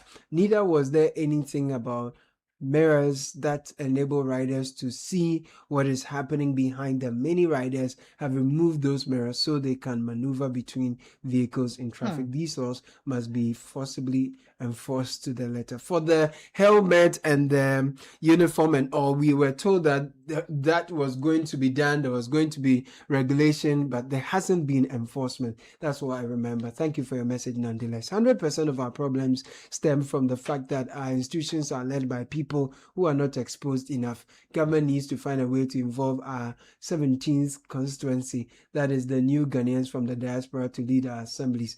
They know how systems work in the US. John sent this from home. I actually disagree. I disagree with I that. completely Many disagree. of them. No, please. Okay. He begs. Okay. He begs. Because we've been to the best schools, we've traveled around. You know, we do I'm begging capacity on building. his behalf. What are you saying? John, I'm apologizing on his behalf. Brother, good morning, seriously. What about collecting signatures, sending them to Parliament, for Parliament to force the institutions for which signatures are collected to work? And any politician who tries to impede their work to be dealt with. Who sent this from You see, you hear the Koku has stories of MTTD people in some cases owning trotros. The person who is an officer with the motor traffic and something department is benefiting from the indiscipline. Yeah, he owns a trotro, which he uses to manage himself small. And his colleagues also know that trotro. And so many of his other colleagues also own trotro. So if you see your colleague's vehicle misbehaving, you know that, you turn the blind eye. So that is one problem. Then you now have politicians using their money to buy Okadas, Voxes, and all of these things to honor campaign promises. And so when the people misbehave, they are calling. that Charlie, where or you mean constituency as So all of those things mean that nobody is ready to enforce anything.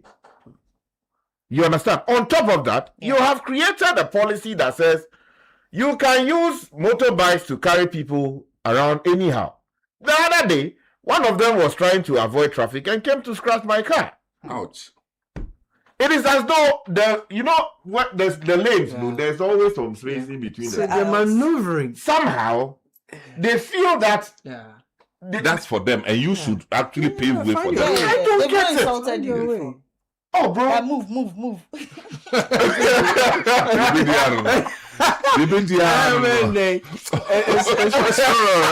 Don't feel bad about it. Calling Kaka bro here. You know, and you see, when you look at the guy, you ask yourself, you just waste your time. It's just a waste of your time. So you go and deal with it yourself. This insult matter. We have closed from the City Breakfast Show. I was on my way towards Parliament. When I got to the cathedral, the traffic turned green for me to go. Then from nowhere, these two guys on motorbike, I had to twist the steer like this to allow them room to be able to cross. Otherwise, I was hitting them. I would have killed them. And you know, insult you. And whenever it happens, all their cohorts will come and they'll be attacking those driving. As they went to know.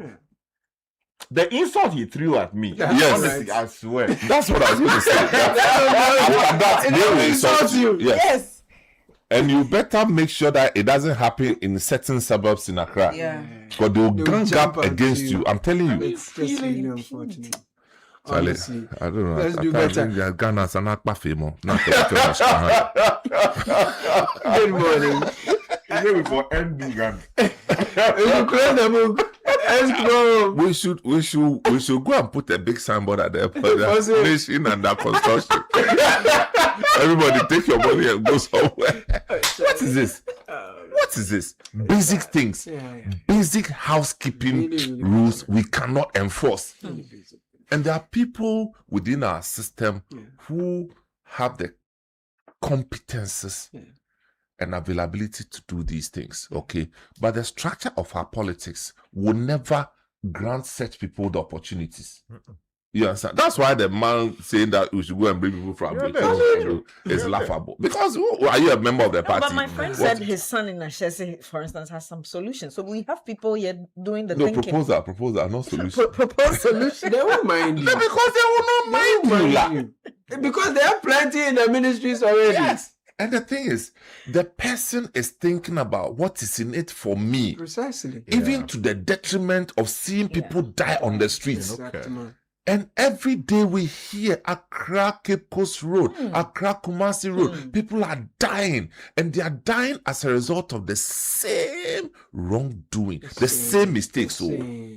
Trucks parking by the roadside, articulated vehicles speeding. You understand? I mean, you do road design.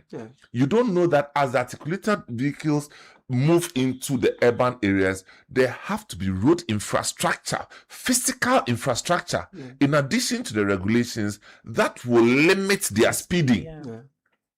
That's why you have, what do you call that? The gantry. The gantries. That's why you have them. But in Ghana, you see somebody driving, come out, use hammer and knock off the gantry so that they can pass, and everybody looks on. Nothing happens to them. So you use the road design. There are some places that you need to narrow the road so that people will be forced to slow down. At times you use the ramps of different nature. You see, so we are just there and things are happening until it gets to our home. They will know that there's trouble. Otherwise, it's mere statistics. Samuel, I mean, was it always like this? I would dare to say no. This is the I would dare to say no. I'm telling you, because and I'm not so old, but I'll tell you that I have lived in about 5 regions in this country, and I'm not on a visit, lived, and so I have a fair idea of how it used to be. And this level of indiscipline and recklessness we are seeing, I don't think we've ever seen it in Ghana before. Indiscipline and recklessness. And there are people, I will forever use the Korle Lagoon as an example.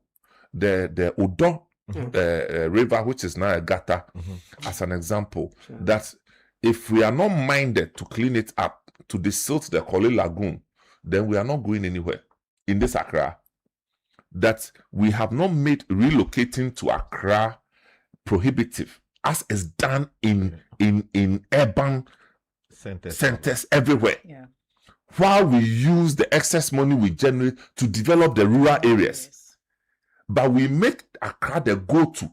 And everybody wakes up, wants to settle in Accra by the gutter, on the river, everywhere, in the kiosk.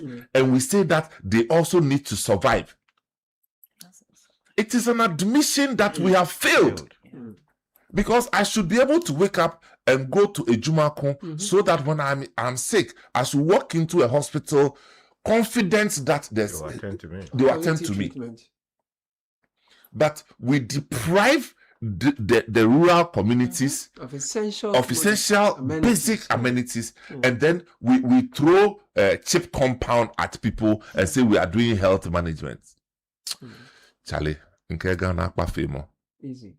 Let me bring a few messages and I'll ask you quickly. Okay, I'll take a break. Yesterday there was the auto show, really, on the Jolu side. No, we are going there. We are going. No, today I'll enter your pocket so we go. No, my because we have some brands in mind we want. And we want you to do something. Yesterday, at some point, I had to leave the room. I couldn't even breathe. Why? Hey, Ghanaians have money. I saw some man, he came with a bag. My God. He came with a bag with money and he was counting the money, and I was standing at the back counting along. Oh my God. So it continues today. I'm out for rockers and chichinga or rocker.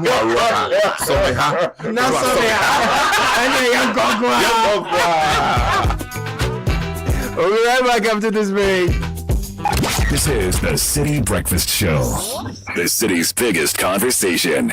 Your child can excel academically and in the sports they love and are good at. At Prodigy International Academy, we believe every child deserves to excel in the classroom, on the field, and in life. With an internationally recognized curriculum, an elite sports program, modern, well-serviced boarding facilities, and a strong foundation in Christian values, Prodigy nurtures confident, skilled, and well-rounded learners who are prepared for a global future. Here, sports and academics go hand in hand to empower students to discover their strengths, develop strong character, leadership, and relentlessly pursue excellence. Give your child's full potential a chance. Visit prodigy.edu.gh or call 025-609-7974 to begin your Prodigy's journey. Prodigy International Academy. Persevere, excel, inspire.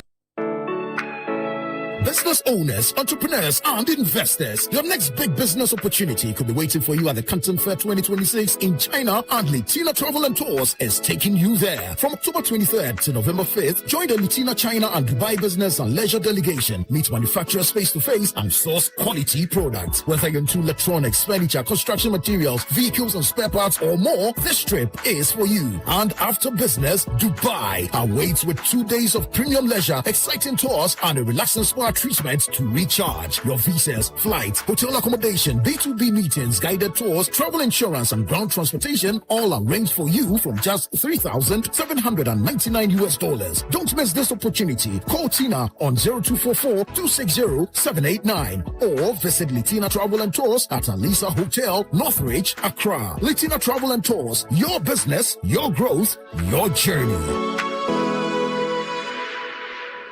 Okay, I'll see you soon. Why, baby? Hey, my Mr. Enra, my boyfriend, I could see a star 959 hash when you phone so. And I will really Anita, I don't want doggy parko. Oh, one so. I was answer by number 1. I am wondering now. And then there was so yummy show, Papa. No, me toss a short, sexy dress. No, no, Mrs. Samiti. Now me yummy nails. No, so come on. Me fa uba. Make a do some small 1 to 1 2 rounds. Me answer me dream. No, me chia. Hey, me nails he for order. So Chinese and the wine, Papa B. And they mean this. I check. Hey, Anita. Na sa me nia when you hear TV bi no. Also say sound. No to prepared. Na me chilly AC no. I no go fit sweat like that. See fine girl. Hey Anita. Jesus. Baby I do no gina wa. Mr. Remember dial *959# Oh iPhone na back to ma ono. No one can say sika so what. Sister, next time cut call or what? Dial *959# and I call 590mobile.com.gh. Not to be 590 mobile. Head down some. Looking to build strong, beautiful, and long-lasting structures? Then you need the right materials, and we've got you covered. At Rockstead's Building Products, we provide top-quality building solutions you can trust. For your roofing needs, choose our light-gauge premium steel truss. Strong, durable, and built to last. Pair it with our premium-coated aluminium and alu-zinc roofing sheets for maximum protection and a sleek finish. Working on interiors, we supply quality metal noggins for solid framing, as well as POP, plasterboard, and acoustic solutions to give your ceilings and walls a smooth, modern look with excellent sound control. And don't forget, your project isn't complete without reliable electricals. We have high-quality cable trays, electrical cables, distribution boards, switches, multi-sockets, and other electrical accessories for all your electrical needs. Visit us today at Taifa Junction, off the Achimota and Sawam Road, or find us across all regions in Ghana. Call us now on 0544-338-041 or 0243-690-402. Rockstead's Building Products, quality and affordable. Hello passengers, welcome aboard Air Tanzania flight TC235. This is your captain speaking. Honeymoon is heading to Dar es Salaam and Zanzibar. Get ready for unforgettable memories. Business travelers, we hope you also make time to experience the beauty of East Africa. Sit back, relax, and enjoy the rest of your flight. Fly directly from Accra to East Africa 3 times a week with Air Tanzania. Whether for business or leisure in Guangzhou, Dubai, Zanzibar, or beyond. Fares are from $550 USD. Book now at airtanzania.co.tz. Call 0270-264-200 or visit our office adjacent to the airport post office. Transport your goods and services in Africa and beyond only with Air Tanzania. Air Tanzania, the wings of Kilimanjaro. Looking for everything made in Ghana, all in one place? Then get ready. The This is Ghana Exhibition 2026 is here.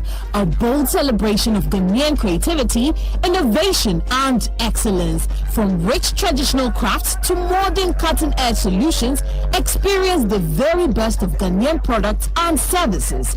Explore excellence across key sectors, including automobile, agriculture, education, health, hospitality, fashion, technology, food and beverages, creative arts, beauty, retail, and more. This is the biggest Made in Ghana fair, bringing together SMEs, startups, manufacturers, local creatives, indigenous corporate bodies, entrepreneurs, and innovative businesses all under one roof. Discover brands redefining quality, connect with industry leaders and innovators, experience the energy of Ghanaian enterprise and creativity. The date is 29th and 30th of August 2026. The time is 10 a.m. to 5 p.m. daily. Venue, the A4 Sutherland's Children's Park.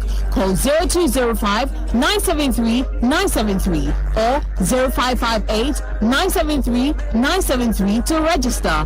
Come explore, come connect, come be inspired. Discover the brands redefining Made in Ghana and experience the future of Ghanaian excellence. The This is Ghana Exhibition 2026 is powered by Channel 1 TV with support from Citi FM, and it's proudly sponsored by EcoBank and MTN.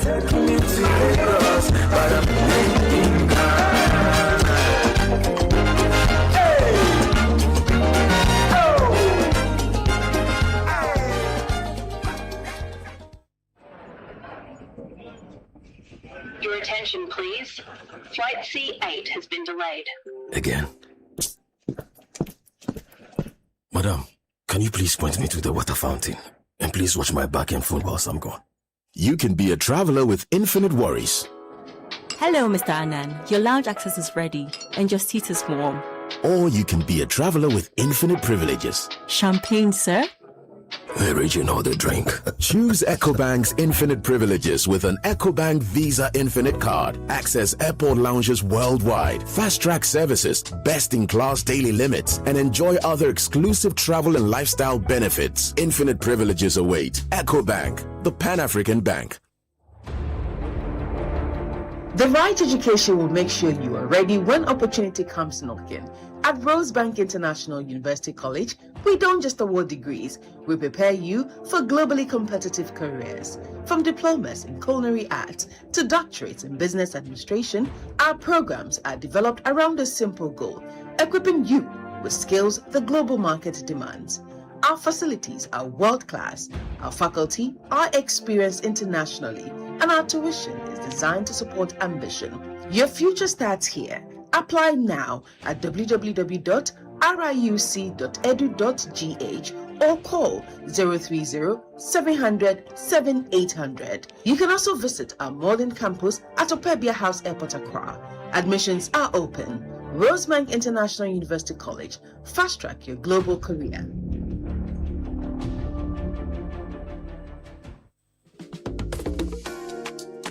Eno, you know what our father left us when he died? Debts? He left us land, Eno. But Nanayo said the land is his. The court said, come back in 2031. Hey, that's not an inheritance. That's a curse, brother. Real Ejapade doesn't come with disputes. At Deftraco Woodlands, a 592-acre master planned gated city in Dawenya, your inheritance is waiting. Don't leave your children a court case. Leave them Deftraco Woodlands, the Ejapade they'll be proud of. Visit woodlands.devtracogroup.com. Call or WhatsApp us today on 0208-732-302. Kofi, I think we need to call them. Deftraco Woodlands, where your roots run deep. City 97.3. Accra. Mr. Glilo, a Glinova. So we all know that silence. Your rent is due, you can't pick the call, the shop is empty, you're pretending it's fine. Your salary finished 2 weeks ago and there's still a week to go. The goods are stuck at the port and the clearing agents are calling. The silence has a name, it's money, and bills helps break the silence. So whether you need working capital, salary loan, emergency cash, or startup funding, your Ghana card is all you need. Call Bills Microcredit today, 0596 920 833. Take your daughters to Life Source International School. It's an all-girls STEM and entrepreneurial school. They will turn your girl into a leader. From Cambridge Checkpoint JHS1 to A levels, students benefit from dedicated teaching, hands-on STEM learning, entrepreneurial career paths. Enrollment is ongoing. Call 055-955-2263. LifeSourceGhana.org is their email. They are located at a pump junction. The countdown is on. Absa Auto Fair, in partnership with Citi FM and Hollard Insurance, is bringing Ghana's leading automotive brands and thousands of car lovers together for one exciting weekend. Join us from Saturday 22nd to Sunday 23rd August at Good Park, Accra Mall, 10 a.m. to 10 p.m. for the biggest auto event of the year. Bring a friend, bring the family, and come explore vehicles, enjoy test drives, insurance, and affordable finance options from Absa Bank while you pimp your rides with new accessories. 054-136-1237. Call us if you want a showcase, you want an exhibition space. Diamond Cement is inviting you to come buy quality for your projects. They have 42.5 out grade cement, 32.5 out grade. Great value for you. They are rated green by the EPA. They are all over the country. Deal with them directly. Their factories, however, are in Aplauta, Kwadi, and Boype. So if you want to deal with them in bulk, call 0244-313-368. Diamond Cement is still as hard as a diamond. And no employee or representative of Keed Ghana Limited will at any point ask for payment of any kind for any services rendered to their customers. All valued patrons are entreated to beware of any increase in fraudulent activities that seek to defraud in the name of Keed Ghana Limited. Call 0308-249-477 when in doubt. Dial *959# or visit 590mobile.com.gh now to play on your phone across all networks. All wins paid same day and direct to your mobile money account. Don't be a victim.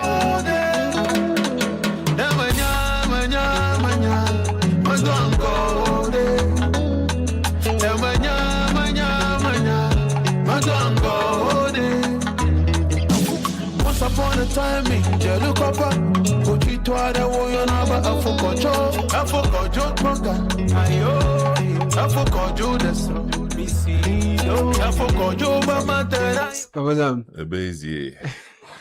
We just go one. It says, "Good morning, Bernard. There's a long truck that has a fault and has been left on a curved road in Aguna Swedru for more than 2 weeks. Very dangerous. And guess what? All the goods in the truck were offloaded and the truck is still there. Accident in waiting."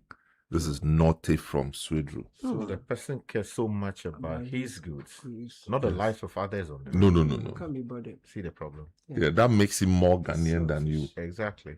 Because the road is for his father. Exactly. And we see this, and it's Swedru. Funny enough, it's Swedru. Papa, have you been to Swedru lately? From Kaswa all the way to Swedru. Yeah. I bet you that you will meet at least 10 police posts. So there's not a shortage of police officers. For a journey that probably would take you from Kaswa to Swedru maybe 1 hour. 1 hour, yeah.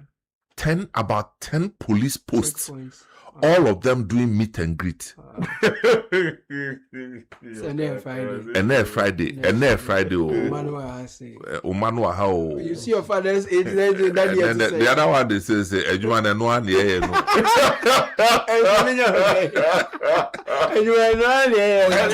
Yes.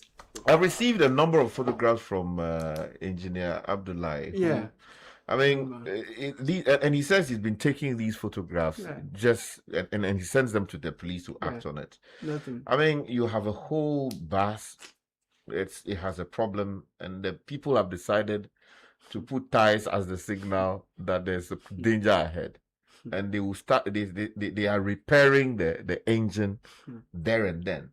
Then you have this also being long, track with, water, the water tank that we put in our homes now, packed onto it and packed on the shoulders of the road. All of these things are disasters in waiting. So the authorities would have to wake up. Because people will continue to die needlessly if we don't wake up. Yeah, thank you. Now, from here, we're all going to the Jawulu showroom. Yes, Zonda. Papa is going to perform. Yeah, there will be. Is that today there you go release one give me? No, yeah, you have it. You have it. You have one aboboya.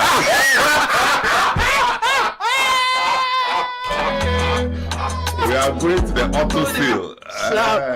No, I'm not sure in this area. Not talk at So today is the last day. Today is the last day. So come on. Thank you. Have a great day. We'll meet you at the Jolly Showroom of Zonda.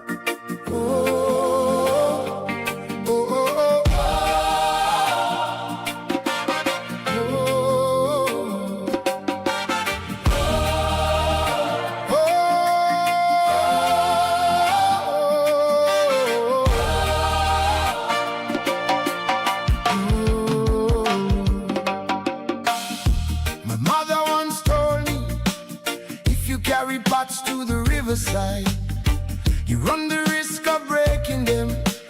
Pots are broken by the living. Everyone makes a mistake at some point in his life. Mistakes by themselves are not tragic. The real tragedy is staying down. After falling down from one, you've got to get up and fight. If you fall 1,000,000 times, rise and fight 1,000,000,000 times. Oh, only cowards sleep where they fall. Fall 1,000,000 times.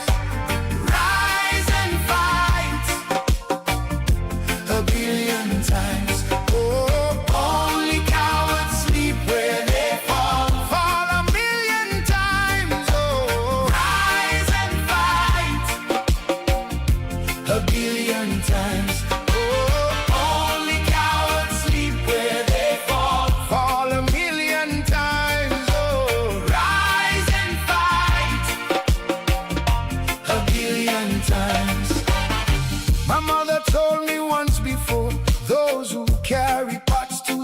riverside.